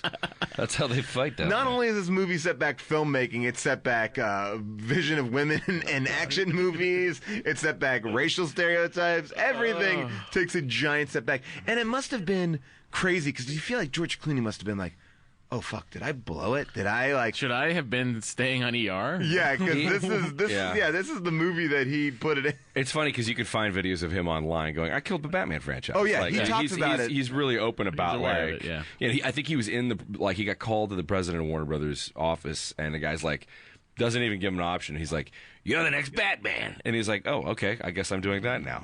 So work is work, There was a rough little moment there for him. I feel like that was, because it's like, what happens next to George Clooney? But he obviously came back and did it. It made 60-something million its first weekend, and then its total domestic was like 103. Like, wait, this Batman movie? Yeah. Wait, I thought it says here on WGA. Oh, I thought it was much smaller than that. Let's see. It says here. You're right. Total gross, 237 worldwide. That's worldwide. It paid for itself, but only just. And it made everybody reevaluate what the fuck they were doing. Pretty much, people say this is the worst superhero movie made of all time, and I totally agree. There's a lot of terrible bad ones. Yeah, Catwoman's awful. We've talked about it, but Roger Corman, Fantastic Four. That's in Howard the Duck. Another. I could throw Marvel under the bus a little bit for one there. They deserve that for those two. Do you want to hear the first and third choice for Mr. Freeze? Yes. You want to? Well, first of all, wait. Arnold Schwarzenegger, not the first choice to play Mr. Freeze. Who do you think the first choice to play Mr. Freeze was? I'm going to say Kevin Costner. Go Tom Hanks. Jason? I'm guessing Robin Williams. Anthony Hopkins. Oh! Anthony Hopkins said no. Ooh. So we can do Meet Joe Black? That would have been amazing. I really want to see that now. Third choice, Hulk Hogan. No. Yes. No. I cannot see Hulk Hogan turning down that kind of Well, at the time, work. it was Hollywood Hulk Hogan. He never would have turned it down. Oh, my gosh. Wow, that I cannot believe. Anthony Hopkins though would have been amazing. The tiny little Iceman, or Mr. Freeze. That would be great. That whole movie, because just the script probably would not have changed, and running around in that costume. Oh, that all the puns, like to go from Hannibal Lecter to fucking Captain Freeze pun. And now we'd have Arnold Schwarzenegger, no doubt, as Odin in the Thor movies. Oh man, it is. What a mess. This movie is great. You have to see. Yeah, it's a you have to see it. It is hard to find. I found it on Amazon for very cheap. You can buy them used and stuff there, but I recommend seeing it. You have to at all costs. You would recommend seeing it, right? Oh, I mean, just try it. See if you can get through it. I would absolutely recommend if you're with a bunch of buddies and you want to have a laugh. It's people spent a lot of time and energy making this thing. $125 million went into this movie. Yeah. And wait, now you said there was something a callback in the animated series. Yeah, right? I just thought this was so cool. There was an episode of Batman the animated series. It was kind of later on where it was centered. The episode centered around these three little boys. And none of them have actually seen the Batman. They live in Gotham. They heard about the legend. And each little boy tells their own version of what they think the Batman really is. And the first one tells this story about, my uncle saw him one night at he was a museum security guard. And the story that he tells is animated in the style of the opening of the old live-action TV show, where it really looks like that animated style. Then the next kid has a style where he's telling a story where it's basically the Dark Knight Returns. And then before the third kid can tell his story, this one kid named Joel shows up, and he's got a boa wrapped around his neck. And he's coming out of his dad's store, and his dad's a shoemaker. And he's like, I see the Batman as having, like, nipples, and, like, you see his butt all the time. And they're like, come on, Joel, he doesn't do that. It's completely inaccurate. So, like, even, like, the people who create the canon for Batman were like, dude, this was horrible. Well, I mean, I think it breaks the general rule of Batman. Batman is, like, a social Wayne. Yeah. Batman is invited to events. Yeah, Batman goes to events. He like hangs out for photo ops. It's like there might as well be a scene where he's like a DJ. Yeah. If it was made now, he would totally be like DJing every Friday at the Hard Rock, Ditch Fridays. He'd be there all the time. I will tell you and remind you that in Batman Returns, Batman did scratch a CD. I don't know if you remember that part. He recorded the villain's monologue, so he could out the Penguin as being a bad guy, not really the real mayor. And as he's playing it, like it's like a Bat CD player with a Bat logo on the CD from the Bat Cave, and he's playing it. He's like, "This town's gonna rot, and this town's gonna frickin' rot," and it's like Michael Keaton's there like scratching the CD, so it already happened. Oh man, I love it! I love it! And it makes you. And I think I've just gotten so brainwashed to the Chris Nolan version of Batman that it's so shocking that this is a successful franchise. I just can't imagine being George Clooney and watching that movie at the premiere and just thinking, everyone. Oh, yeah. Everyone, even Elle McPherson, like, why did I do this? This was bad for my career. My one line, I should never have done it. Even Chris O'Donnell, I read this article where he said that whenever he would complain about the script, Joel Schumacher would go, "Shut up! It's a comic." So he would just, it was ridiculous. Well, go check out this movie. Do whatever you can. Thank you very much to all of our guests. Matt, Jesse, thank you so much. Would you guys have anything to plug? Anything you want to? Tune in to Attack the Show. It's 7 o'clock weekdays on G4, and listen to the Nerdist podcast if you don't already. You can follow me on Twitter at jscott with 1T Falcon. Ooh. And go buy some great Marvel products, guys. There you go. Like it. NTSF SD SUV, the show I do on Adult Swim, is coming back this week, August 9th, 12:15, following Children's Hospital. Check that out. June is in it. I'm in it. Bunch of great people are in it. You'll like it, I think. It's second season. It's good.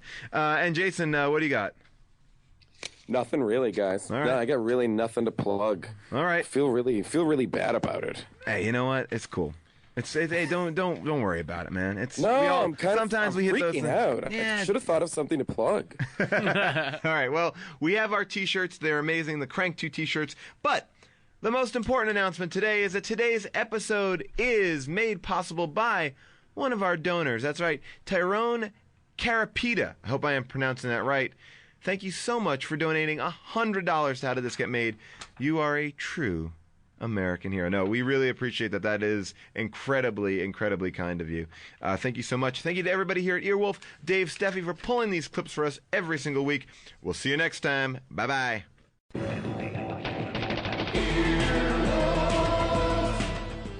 This has been an Earwolf Media production. Executive producers Jeff Ulrich and Scott Ackerman. For more information, visit earwolf.com. Earwolfradio.com.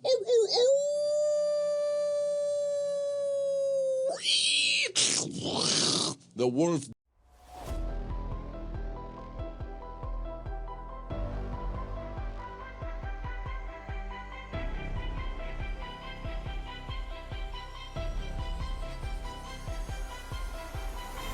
Welcome to theories of the third kind.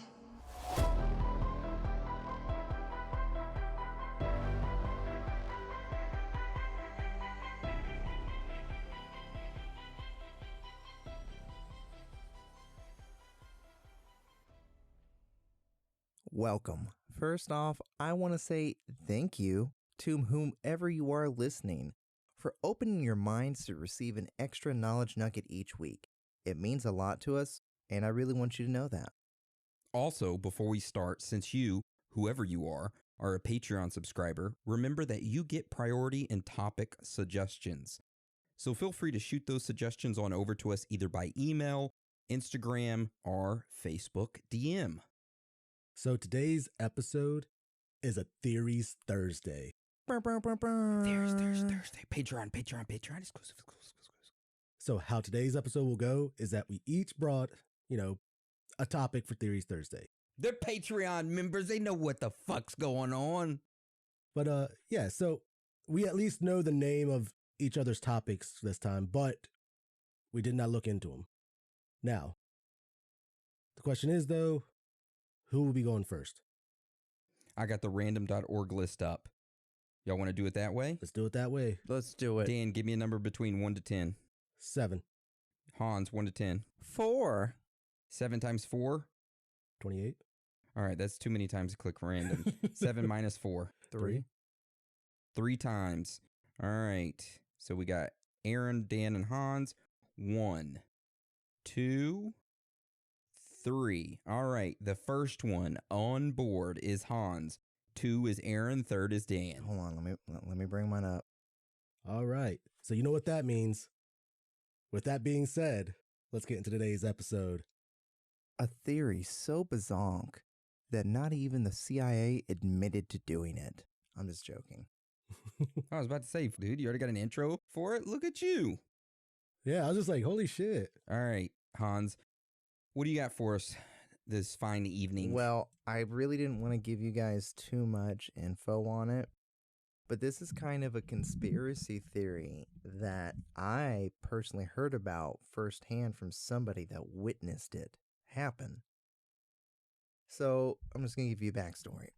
My mom's in the medical field, and when I was little, she had this Cuban exile that was a nurse with her. Her name was Anna.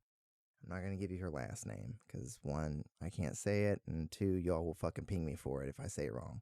Not related to the show, Anna. Yeah, definitely not. 2 different people. So she would always say some like weird stuff to me. She'd be like, oh, like she couldn't say jello. It was always yellow. It's like, oh, I thought you meant like weird stuff like show me the penis, boy. Yeah, she'd take me. I was like, dude, what does this have? Where are you going with this? She'd take me into the bedroom, make me pull my pants down and stuff. No, but great woman. But she would always say this weird thing like, she's like, oh, you grow up on farms, so don't go getting close to your pigs or the government will kill them. What? Yeah, and I'm like, of course I'm like, okay. And I asked Mom, she said, well, she was born in Cuba, which is a communist, country, and she escaped to America on a boat. So things might be a little different for her, you never know what happened to her. So here I am at the age of, 17, and I'm talking to her. And she told me the story about how her oldest brother had to give up his pig to the government of Cuba. Now this is where it starts getting a little weird.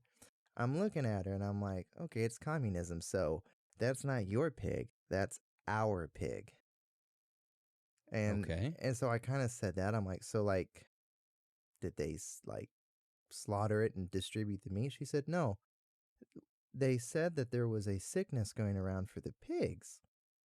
And then they had my brother lead the pig down the block, and there was a big, big fire going. And when he saw the fire, he noticed that all these other pigs and farmers were bringing their pigs in, and they were being clubbed to death and thrown into the fire. And so I'm like, holy fuck, this like communism shit's fucking sheesh. Like, yeah, respectfully. Yeah, respectfully. And she told me about how these pigs are dying, and it's not just happening where she was, it's happening all over the country. There was a severe pandemic of the African swine flu. Not like the swine flu, that the H1N1 that was going around, or whatever the hell it was, that was like killing people. It was super harmless to people. But what it did to pigs was that it basically made them like become like, they don't want to get up. They'll start bleeding from every orifice, and they'll just drown in their own fluids. Damn. That sounds horrible. It is. Horrible death. So I guess getting clubbed to death would just be easier. God, it's still pretty horrible. It is. Kind of like how it was. And I said, okay, like, what brought it on? She said, they started to blame the government, that they thought the government lied, because it's communism. Who's really going to tell the fucking truth? They, as in the people, the farmers? Yeah, the people of Cuba. Because the government had to kill over, like, I think 150,000 pigs. Oh my God. Damn. And I mean, like, Cuba's not a big country, so that's a lot of meat going to waste. And it wasn't like every pig, it was pigs in like areas where the government said there were outbreaks. So this fucking pissed off the people extremely. Like, they were like, man, fuck Castro. This is that bullshit we're talking about. Always doing some fucked up shit. Well, the government fired back that they didn't do this, that this was real. And they're trying to figure out how an African swine flu could come into, an isolated country. CIA. And would you believe it or not, people started blaming the CIA. Yep. Now, this might be a very far-fetched thing, but there was a newspaper article in 1974 that did a lot of digging on this 1970, because this happened in 71. So we go to 74, and people are starting to look into it. They're like, what the fuck? Like, why are they killing these pigs? And then they're hearing, well, the CIA did it. Two people that did a good article on the 1950s experiment where the Navy sprayed that bacteria all over San Francisco. Yeah. Mm-hmm. Yeah, they were the ones that got the Army to admit to it, the Army and Navy. They made a whole article on it accusing them of it. And then the Army and Navy said, no, no. And we did cause somebody to die. So they start looking into it. And one of the reporters, happens to have a bunch of friends in the CIA. And so he hears about how there is a bloodborne, they went to Africa, they as in the CIA, and they pull blood out of an infected pig. Now, this goes to a lab in Panama, an army base. And so this reporter finds that this blood then travels to some islands in the Bahamas, and then it travels to, guess where? Cuba? The only place in Cuba that the U.S. is allowed to go, Guantanamo Bay. Oh. After it reaches there, nobody can track this blood. It just disappears. Like it never existed. Oh, shit. Okay.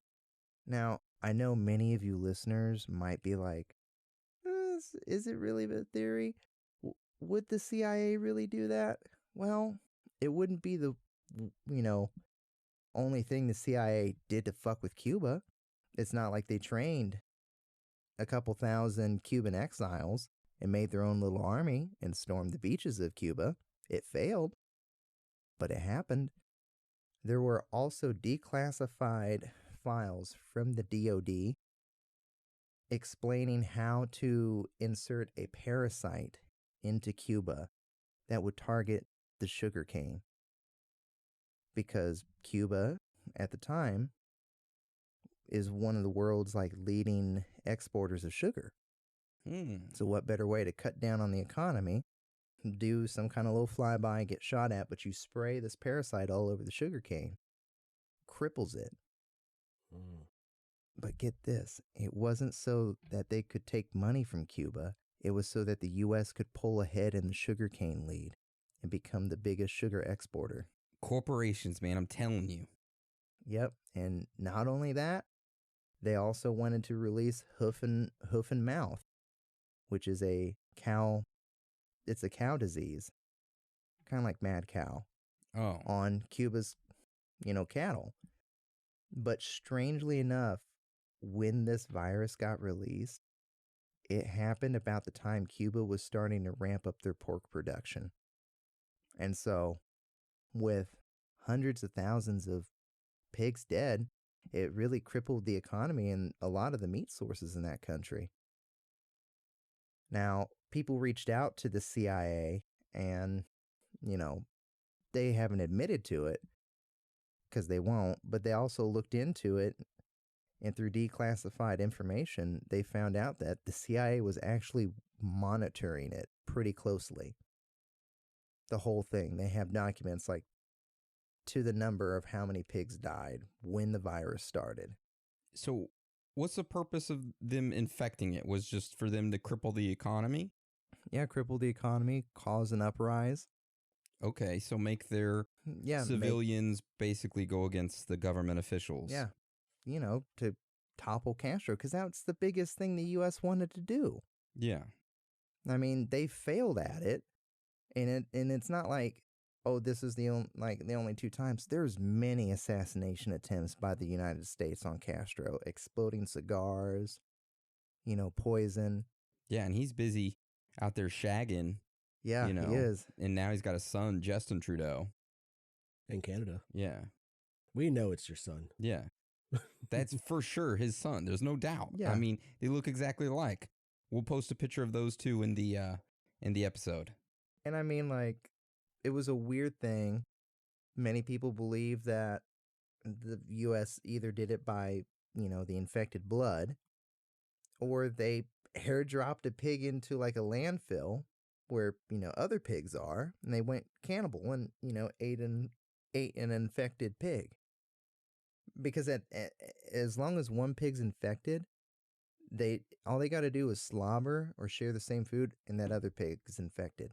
And you know how they eat. They eat nasty. They eat like pigs. That's what I was going to say, but I was like, eh. And, other people just said, maybe a ship from Africa that was bringing stuff to Cuba just accidentally got them infected. Nobody really knows. Will the CIA admit to it? Who knows? But it was brought up in the church committee. Damn. But the church committee couldn't find anything definite saying that the CIA said, yes, we did it. So I really like that. Hans, thank you for bringing that to us today. Dude, poor fucking pigs. Though. Dude, I mean, fucking for real, right? They don't have a mind of their fucking own. They're like, I'm gonna go get some fucking trash. And then all of a sudden, they see these guys at the club, like, who the fuck we beating? And they're like, you motherfucker. What? Dude, you gotta think though. You know, all those people were getting hungry. Those pigs burning, barbecue, the bacon. Here's the thing: if there's a disease going around, I'd be scared to burn the pigs. That's what you do. Yeah, that's probably like the only way to really kill it. Yeah, when mad cow happens, a lot of farmers, they'll kill their animals and then start burning them because it eviscerates it. I'd be afraid of inhaling some of those fumes and getting it that way. And that's why Hans can't give blood, because he's been around mad cow disease.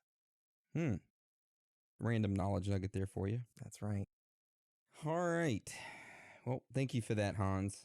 You're welcome. All right. So, y'all ready for what I got to bring to the table this week? I seen it, and I just want to know. I want to know all about it. First, I have a question for both of y'all. Growing up, when you would go and purchase a soda drink or a pop or a soda or whatever you call it. Sody pop. And you would twist the cap. Did any of those have anything underneath the cap as in like, you won a free soda or you won this or you won that? You ever won anything? I won a couple free sodas. Yeah, free sodas or like a bag of chips when there was like Doritos or something with it. I won a swimming pool. Really? Actually, yeah. Nice. I bought a Sprite one time and won a basketball. So, yeah, it was signed by Michael Jordan. Nice. Space Jam. Do your dance. It's a dance. That's a Space Jam. All right. All right, that's my theory this week. Oh, Space nice. Jam. All right, cool. moving on. All right. So my topic this week revolves around those soda caps, kind of, and the company PepsiCo, which, if you don't know what PepsiCo is, it's the company that makes all the soda products such as Pepsi, Mountain Dew, 7-Up, and all those other addictive carbonated drinks. Hey, whoa, dude. This is Texas. Don't you talk bad about... Dr. Pepper. Don't you talk bad about baby boy. Little Dr. Peppy. Dr. Peppy. What I'm going to tell you guys about today is not the addictiveness of the drinks and how bad they are for you, but I'm going to talk about a huge scandal that revolved around Pepsi in 1992 in the Philippines, which led to riots, bombings, and even deaths. Now, to understand this scandal, we have to go back to 1992 when all of this began. Now, at this time, Coca-Cola was dominating the market of soft drinks by a large margin. Everybody was doing Coke. And I'm not talking about the Coke. I'm talking about Coca-Cola. Everybody was drinking it. They had about 75% of the market share, and Pepsi only had about 17%. So the executives for Pepsi had to come up with a way to get more people to drink Pepsi products. So they all gathered around in a big building, right? All these executives in suits. And one executive named Pedro Vergara, who worked for the promotion department of Pepsi in New York, had an idea. He spoke up in front of everybody and he says, "Look, I have an idea. It's a simple one. In the countries Argentina, Chile, Guatemala, Mexico, and Philippines, we have an extremely low market share, like only around 4% of people were drinking our products in that area. So let's target them and get them hooked on our products." But how do we get them hooked? It's simple. We print a 3-digit number under the cap of all of our Pepsi products. Then each night, we have the local news stations announce the winning 3-digit number. If you had the Pepsi bottle cap with that 3-digit number, then you would win a prize. The prizes that the individuals could win would be ranging from 1,000 to 1 million pesos. Of course, the grand prize would be the 1 million pesos, and Pepsi would then market it across the select countries with the slogan of, "You could be the next millionaire." All the executives thought, hey, this is a great idea, and let's roll it out to those select countries and call it Pepsi's Number Fever. Seems like a great idea, right? Great marketing campaign. So in February of 1992, Pepsi announced that they would be running this campaign in the Philippines. They stated that they would print the numbers between 001 and 999 under select bottle caps of their sodas. There would be nightly announcements on the Channel 2 News TV station to declare the particular day's winning number. The standard prize started around a couple hundred pesos. Then, for the grand prize, it would be 1 million pesos. And it's worth mentioning right now that a million pesos is about $68,000. So, at the time, that was 611 times the country's average monthly salary in the Philippines. It's life-changing money. Wait, they use pesos in the Philippines? Yep. Oh, yeah, they speak like a dialect of Spanish. Yep. So, across the Philippines, Pepsi started running advertisements stating to the people, you could be a millionaire. The published odds of winning that amount were 28.8 million to 1. It's not horrible odds like the lottery, but it's still pretty bad odds. Even though the odds were pretty bad, there was a glimmer of hope, a chance of a lifetime that people at the time did not want to miss. This marketing campaign went viral and increased the sale of Pepsi drinks up to 40% within the first 2 weeks. Had to get their hands on these sweet Pepsi bottle caps, leading to an increase in Pepsi's market share from 4% to 25% in just 3 months. People went crazy for number fever. Everyone was trying their luck. Winners were announced daily, and suddenly, Pepsi became everyone's favorite drink in the Philippines. Bottling plant workers for Pepsi were working 20 hours a day, doubling their usual production. Pepsi was running an aggressive ad campaign that dominated the media. Like everywhere you turned, every TV you turned on, every radio station, every newspaper, it was running ads for this Pepsi fever game. By the end of the promotion, 31 million people had participated in the game, which is more than half of the population in the Philippines. And Pepsi had made 18 people in that country millionaires. Now, at the time, at the end of this campaign, now I say end of the campaign, but end of the normal campaign because they did extend it. But at the end of it, of the normal one, it was considered the best marketing campaign of all time. Pepsi was like, fuck yeah, we did it, boys. Yeah.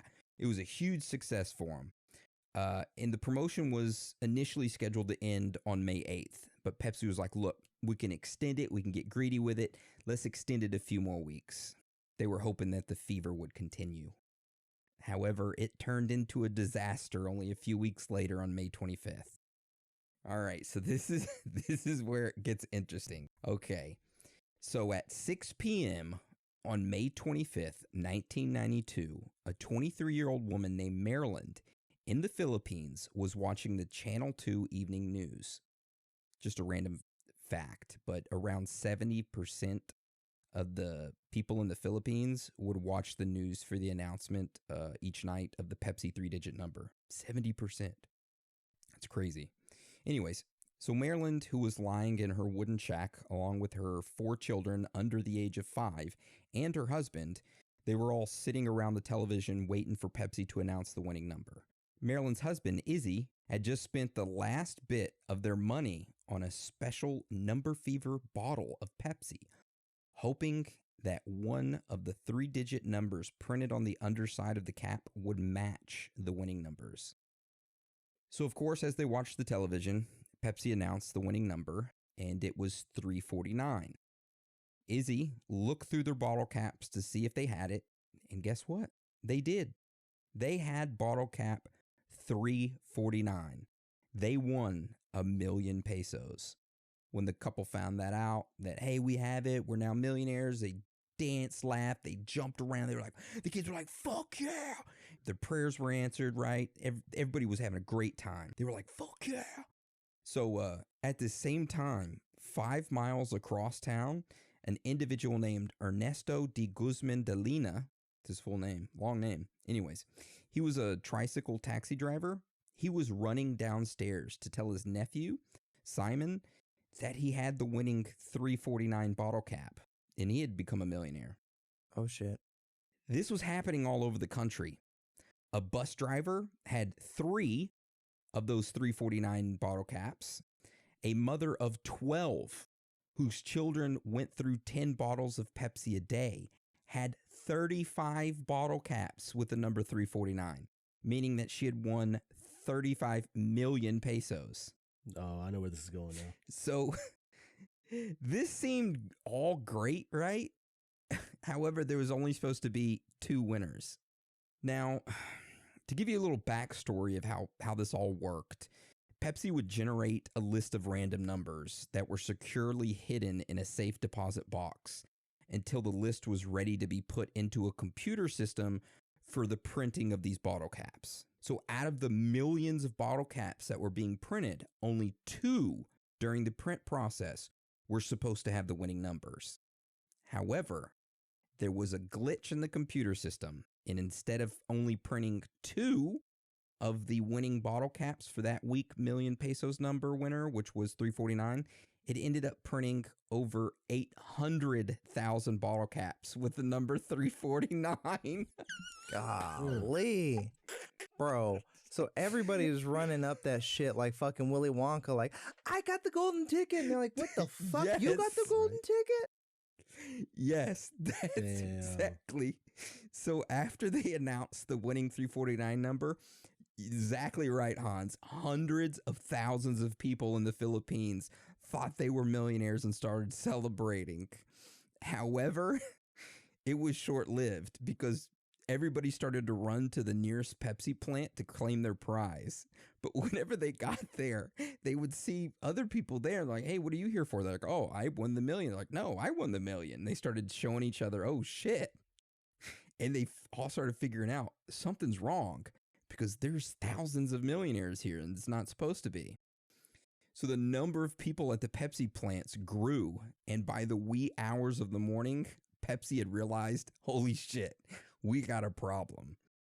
So Pepsi executives all got together and they talked about what went wrong. And they discovered that hundreds of thousands of people had the winning cap containing 349.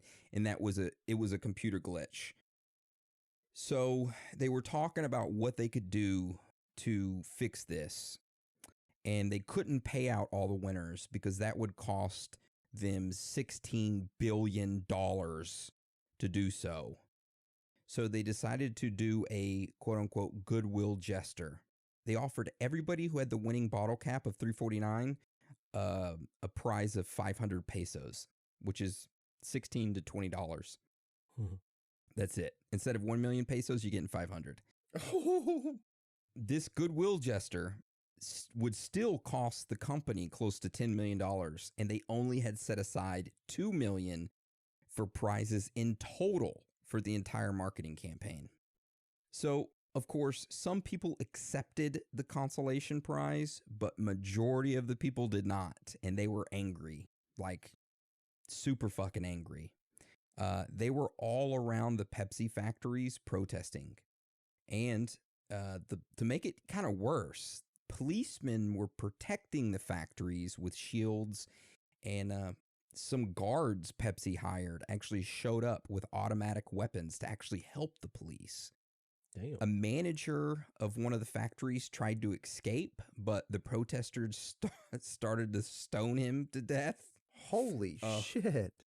Chaos ensued. People started to riot. They took to the streets with signs and just was like saying, hey, we fucking hate Pepsi.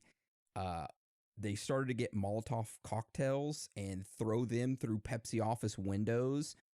They made homemade grenades, and whenever they saw a Pepsi delivery truck, they would throw it into the Pepsi delivery truck. Damn.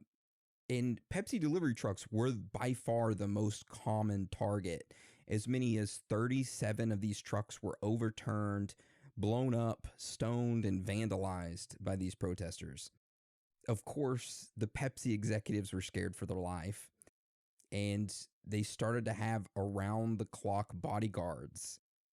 And Pepsi ended up withdrawing all but 2 individuals from the country because of what happened. So they withdrew all the executives except 2 of them.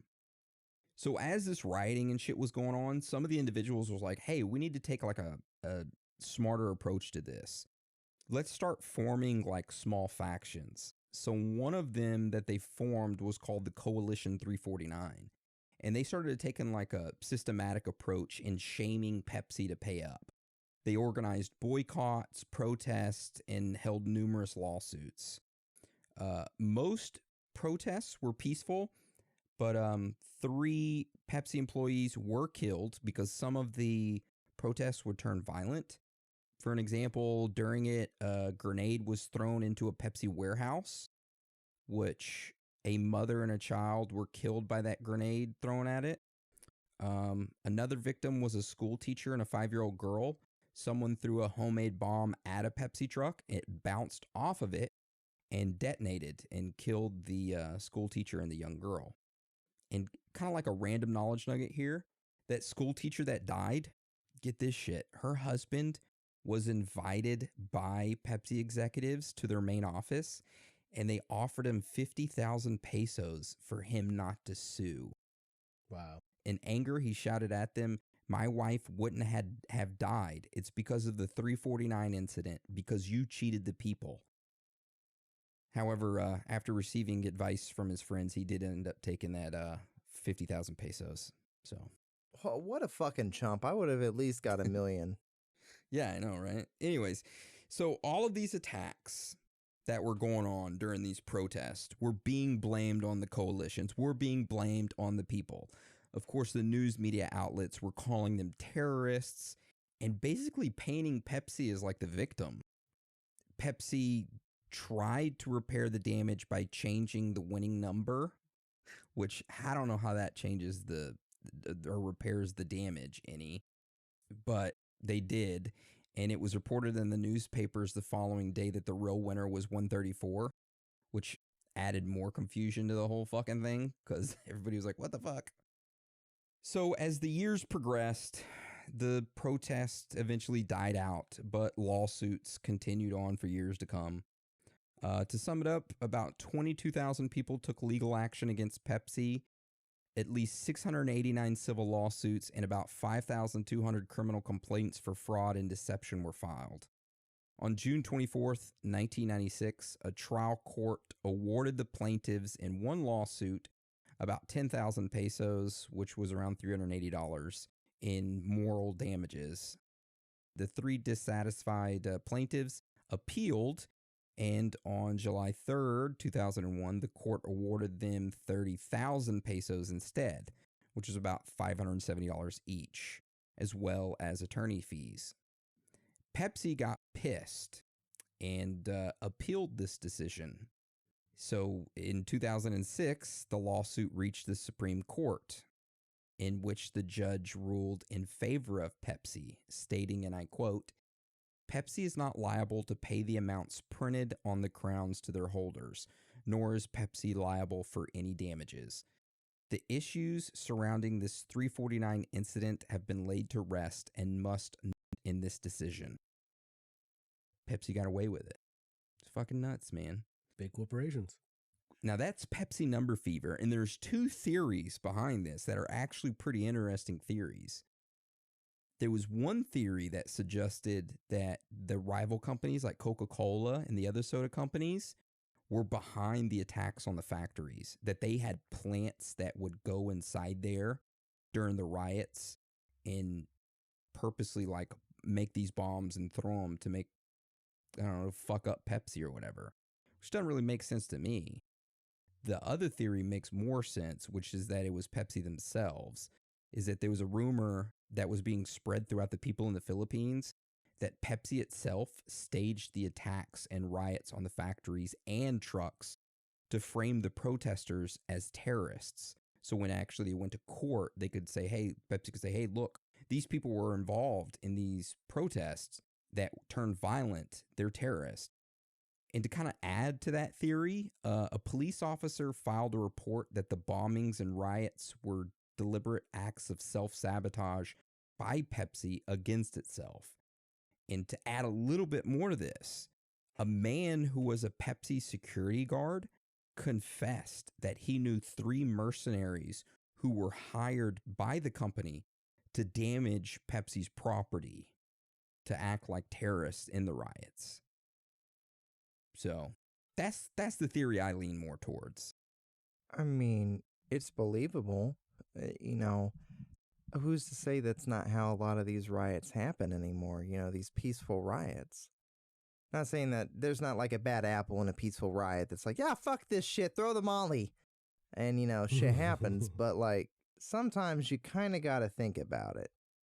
Yeah, that's exactly what I thought of when I was reading that. You know what it got me thinking of? So, y'all seen Bruce Almighty, right? Yes. Yes. Remember when he just went through, he was answering all of, you know, the prayers, saying yes, yes, yes, yes, yes, yes, yes, yes, yes, yes, yes, whatever? Yeah. A lot of them won the fucking lottery. What ended up happening was, instead of everyone getting that lottery winning, they split it. So everyone, the big, you know, Mega Million or whatever, instead of everyone getting like millions, they were getting like a couple bucks.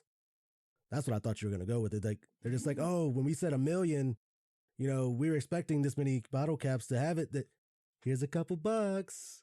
Good job, guys. No, no, but that would have been messed up too. But how they handled the whole situation was just friggin' horrible, man. And I did add some pictures that I got from the internets of, you know, it basically breaks down the number fever game. And then another one kind of like shows you the rules. And then the next picture is kind of like the bottle caps, and then the infamous 349 bottle cap. Yeah. Which would be kind of cool to have one of those, you know, like a real one. Mm-hmm. And then the next picture is kind of like the protest. The 349 Alliance. Boycott Pepsi. It's pretty cool, actually. Yeah, honestly, I never knew that. If you go to the Philippines, don't wear a Pepsi shirt. Actually, don't wear a Pepsi shirt in general. Fuck them. Whoa, dude. Wait, did they make Volt? You remember Volt that was supposed to like rival fucking Mountain Dew? What about Surge? That shit was delicious. Volt drink. I think I've heard of Volt, but I don't. Volt energy drink? Mm-hmm. No, it shouldn't be an energy drink. It should just be Volt. Oh, Vault. VAULT. Oh, sorry. Vault. No, it was made by Coca-Cola. Okay, yeah, never mind. Dude, all I gotta say is this. If we have listeners from fucking Kentucky, we sent you all out a P.O. box. Can you please send a 12-pack of Ski Soda? It's usually located in the northern part of Kentucky. Fucking Daddy Hans hasn't had it since he was 14. Would really love it again. Nice. All right. Well, that's my Pepsi number fever story. I hope you all enjoyed it. I read it and I thought it was a fucking amazing, just kind of like weird story, you know? People against a big corporation that fucked up. I liked it. I think that that's like the most corporate greed thing is like, we're not going to pay them. Yeah. We fucked up. Yeah, it is like corporate greed to the T. Considering how much money they probably did make off of them. I hold on. I wonder what Pepsi's revenue in, what is it, 1992? Dude, I wonder if any of those families had like a fucking Grandpa Joe that found out that like their grandson won the fucking lottery basically and hops back up out of the bed after being bedridden and living off his fucking family for years. And decides to be a piece of shit. Say, son, come on, son, we're going to go get this $1,000,000 pesos. And then, you know, Grandpa, we're not getting it. Oh, well, it's back to go laying in the bed now. See y'all later. Sorry, it's my only like problem with the plot of Willy Wonka is how Grandpa Joe gets up after 30 fucking years of being bedridden. Right. Such a piece of shit. Gets up, he's fucking hopping around, dancing and stuff. Yeah. So Pepsi's revenue or PepsiCo, which is the company that owns Pepsi, their revenue rose 13% in 1992 to $5.1 billion. Jesus. Damn. That's a lot of sody pops. And their annual net income for, let's see, I just saw it, for 2021. Oh, that's just a quarter. Wait, hold on. Annual income for 2020 was $7 billion. Huh. Not that much increase. You got to pump those numbers up. Yep. Invest in Snapple. Just kidding. We're not financial advisors.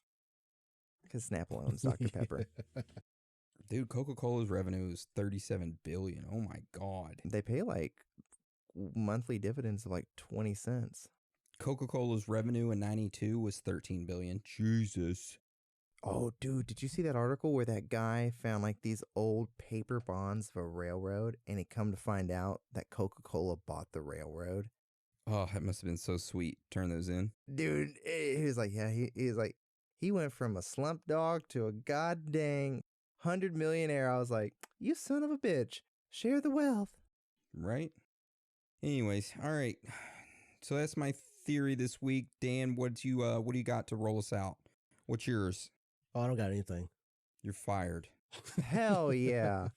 Yes. He's got a story, dude. It's called Pimp, The Story of My Life by Iceberg Slim. It's hot out here for a pimp. All right. So my theory, my topic is the moon-eyed people. Okay. Have y'all heard of them? I heard a brown-eyed girl. You're my brown-eyed love. Oh, we're thinking different. Do you song. remember when? She used to say. All right. No, I have not heard of moon-eyed people. Sounds really cool, actually. I found them looking up cryptids because for some reason they popped up as a cryptid, but it's kind of hard to figure out if they were a race of humans or some kind of entity. Not really sure. But when I started reading up on them, it reminded me of the Missing 411 episode where I read up about the theory of fairies. People, like, you'd have to, like, offer them stuff and all that. Just the way they described them.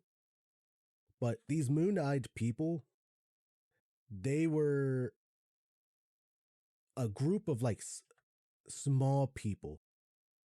They were compared to, like, dwarves and fairies over in, like, Europe on how, like, they were probably, like, 3 feet tall, possibly. 3 or 4 feet tall. But why they're called moon-eyed is the fact that their skin was pale and their eyes were big that looked like little moons. They were like a whitish blue color. And with the way their eyes were, they were nocturnal.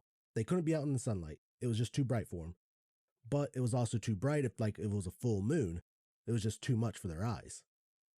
So these little people lived in like mounds, which reminded me of hobbits off of Lord of the Rings. Which then it clicked. I'm like, little pale guys and all that, they're freaking Gollum. That's like what they were, except smaller. My precious. My precious. Come here. Oh, Gollum Schmeal don't want to do this. Schmeal. But yeah, they're part of the Cherokee, like, folklore, is what I found out. They were originally living in, like, the southern Appalachian Mountains. And they lived on one side of the Hiwassee River while the Cherokee lived on the other side. Which, just for like random knowledge nugget, this was before Columbus discovered America. So this was before his time. But the Cherokee lived side by side with these people. They didn't bother them. They just left each other alone, it seemed. So reading into the Cherokee folklore, something happened. Some kind of war ended up happening. So across the North Carolina border into Georgia a little bit, following the mountains, there's a place called Fort Mountain. And why it has its name is because it looked like there was like an 885-foot long stone wall that varied in height that looked like a fort that was built. And they said that this is where the moon-eyed people had originally lived, but some kind of war had happened. They don't know if it was between the Cherokee or some other tribe called like the Creeks. Yep. Oh, yeah. I know them. Yep. So, like, there's two different ones. Like, they don't know exactly which way it happened, but the moon-eyed people were driven out of their homeland, and they moved pretty much northwest up into like West Virginia. But either way, they said that, like in the folklore, it happened during like a full moon at night. The Creeks or the Cherokee ended up attacking them, driving them out because, of course... Attacking the moon-eyed people? Yeah, attacking the Moon-Eyed people. What the fuck they do to them? Hey, dude, look at how they fucking look, dude. They're probably, what the fuck's wrong with these shit? What the fuck's wrong with these cave dwellers? Get them fuck out of here. Get the fuck off our goddamn land, dude.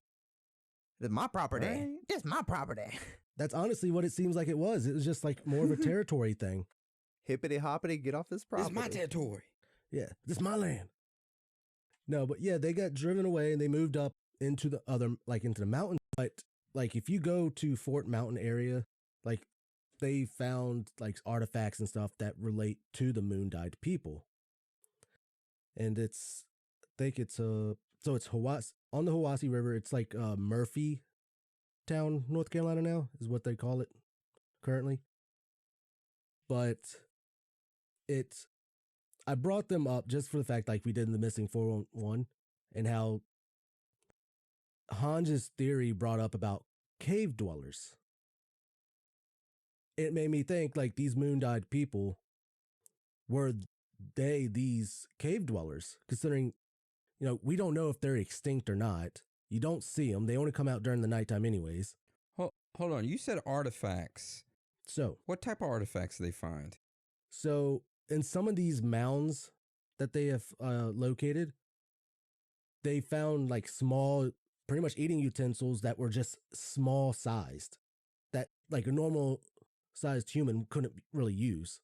These were made for really small people. And I mean, like how small are we talking here? Like small people small?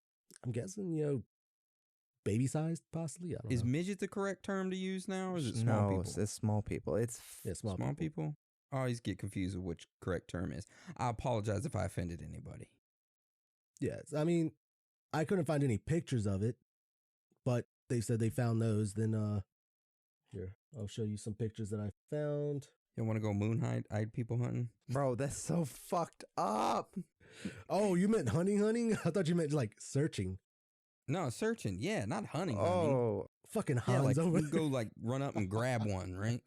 I got a wild one, boys. Ooh, this Oh, God. what the fuck? Dude, just hit it on the head real quick. Oh my God. Okay, so these, in the folklore of this that I've read on these were supposedly, they called them fairy crosses. That this is when the like Christianity like tried to introduce themselves into like the Cherokee way, and this is the crosses that they were making. The Cherokee used these to beat them to death with. They look like little ninja stars to me, but you know. They do. And those things could be deadly, man. They look like weapons.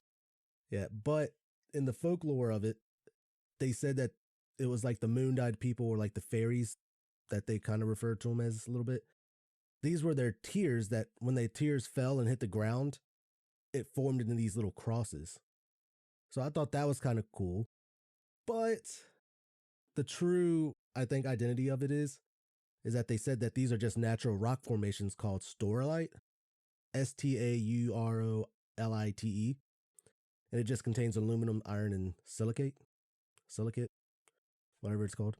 But yeah, it's just these are supposedly natural rock formations, which I don't know about that, to be honest. I don't know much about rocks, but dude, it's like that mystery. There was like a lady, I think in like Pakistan. She used to cry diamonds. Is that real? What? Diamond-eyed lady? Oh, I don't know. I thought it was when I saw it on TV because she would just like, the diamonds would just like pop out of her tear duct. I mean, obviously they're probably not real fucking diamonds. Let's just say it's cubic zirconium because she's a peasant. Dude, cut that. But, you know, is it real?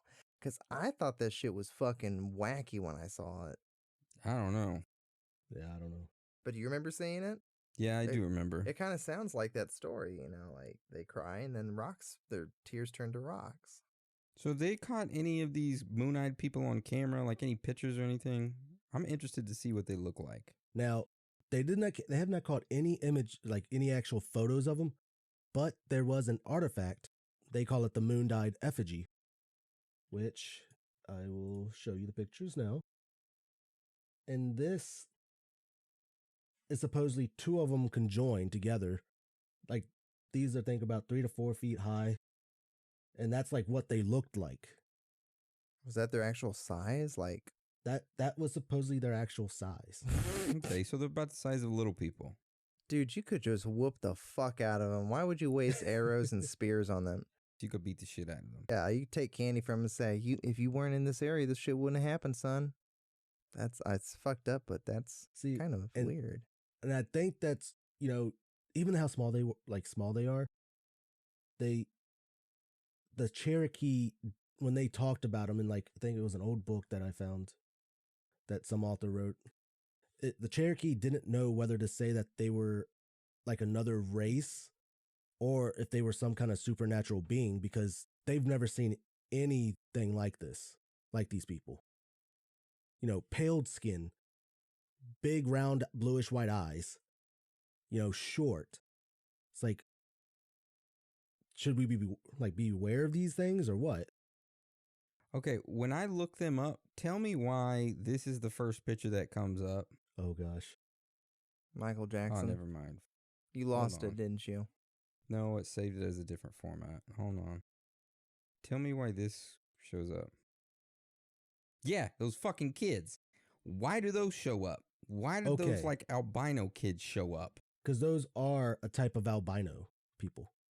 That is the Kuna tribe, I think in the Philippines or something like that. Goddamn Pepsi fever all over again. I'm not positive it's in the Philippines. I read up on them. They do compare them to these, but the fact that their facial features aren't the same, but it was the skin tone, and you read up on how the genetics of the albino people are. These the Kuna people, there was something differently mixed up with their DNA to where their eyes aren't the pink. They could be a bluish color as well. And their hair color could be a little bit different as also.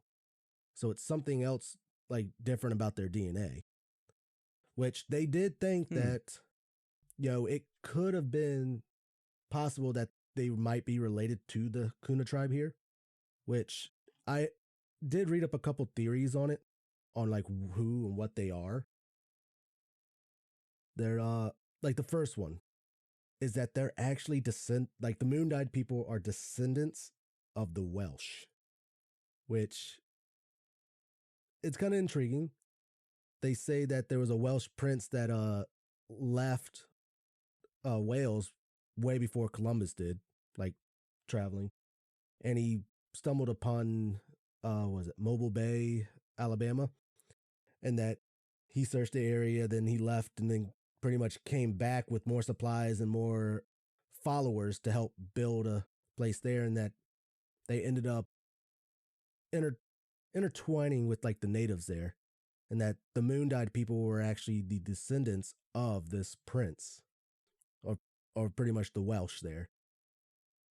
And the way the Fort Mountain, yeah, if you look at the layout of it, it's actually almost, they say it's almost identical to some of the Welsh castles over in Wales.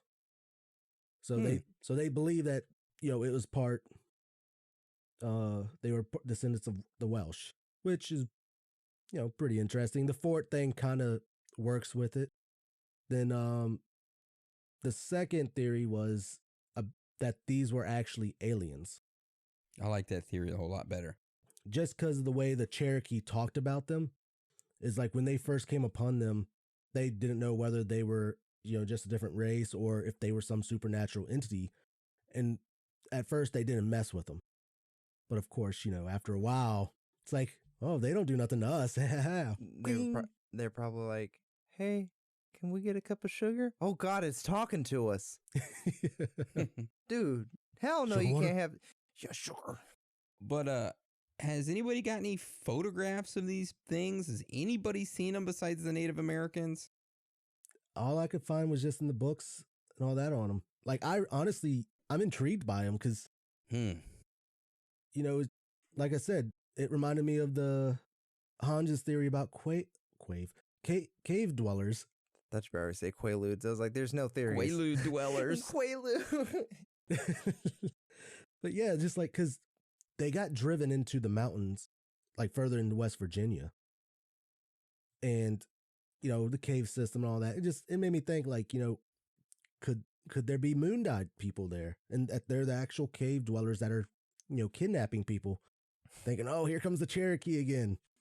Let's kidnap them. And they're like, whoa, they're a lot lighter skin, poking than them. what we're used to. They're like, well, we gotta cut, and you're still the same color on the inside. Maybe that's what gnomes are modeled after. Yeah, the Moondog people. Yeah, maybe, I don't know. There's free balling here. No, actually, you could have a point there, because they did. Supposedly, some of these Moondog people had beards. And that's why they were compared to the European dwarves at the time. So, okay, it's possible. I like that. But yeah, it reminds me of Gollum. And I was thinking, shit, this Moondog people are friggin' hobbits. They lived in mounds, caves. Well, you're not too far from West Virginia. So, couple hour drive, right? Yeah, about 4 hours or so. Make sure you stay strapped, though. You can't let those little bastards get you. Yeah, there you go. You go there strapped, right? I mean, I'll do it. Get one as a trophy and taxidermy. Well, I don't know about trophy. Then open up your own circus, $25 to come see a moon-eyed like person. A little fake mermaid? Yeah. Just capture one so we can interview it. Yeah. Dan, on the scene here, we're in a cave. I can't see shit. But hey, there's this guy with some big-ass eyes. Hey, how do you feel about the Cherokee? Yeah. Anyways, thank you for that, Dan. I love it. Yeah. All right, no problem. I honestly would like to go more into them, but I just couldn't really. There was a lot of random shit with it, and it just wasn't solid for me. So I didn't add it. Sue me. Well, I like it. So I guess that kind of wraps up our Theories Thursday. Before we do end the show, I do have a story I do want to share that happened to me this past weekend. Okay. Ooh. Just a random story. I just thought I'd throw it in. Were you in the woods? I was in the woods, but it was before I went to the woods. Oh. I decided to stop at a IHOP. And by the way, I'm no way endorsing IHOP whatsoever. And fuck them. Okay. So I stopped. I decided to stop there at 7 to the forest, because I want some pancakes. You can't beat the pancakes. So I walk in, and this lady comes up to me. Well, this guy comes up to me first, and this lady's like, no, I got him. So the guy's like, okay. So he walks back to serving his people, his customers. She walks up to me, and she's like, sir, just to let you know, we're about to close. I said, okay. She goes, oh, we close at 8 o'clock. And I didn't really know what time it was.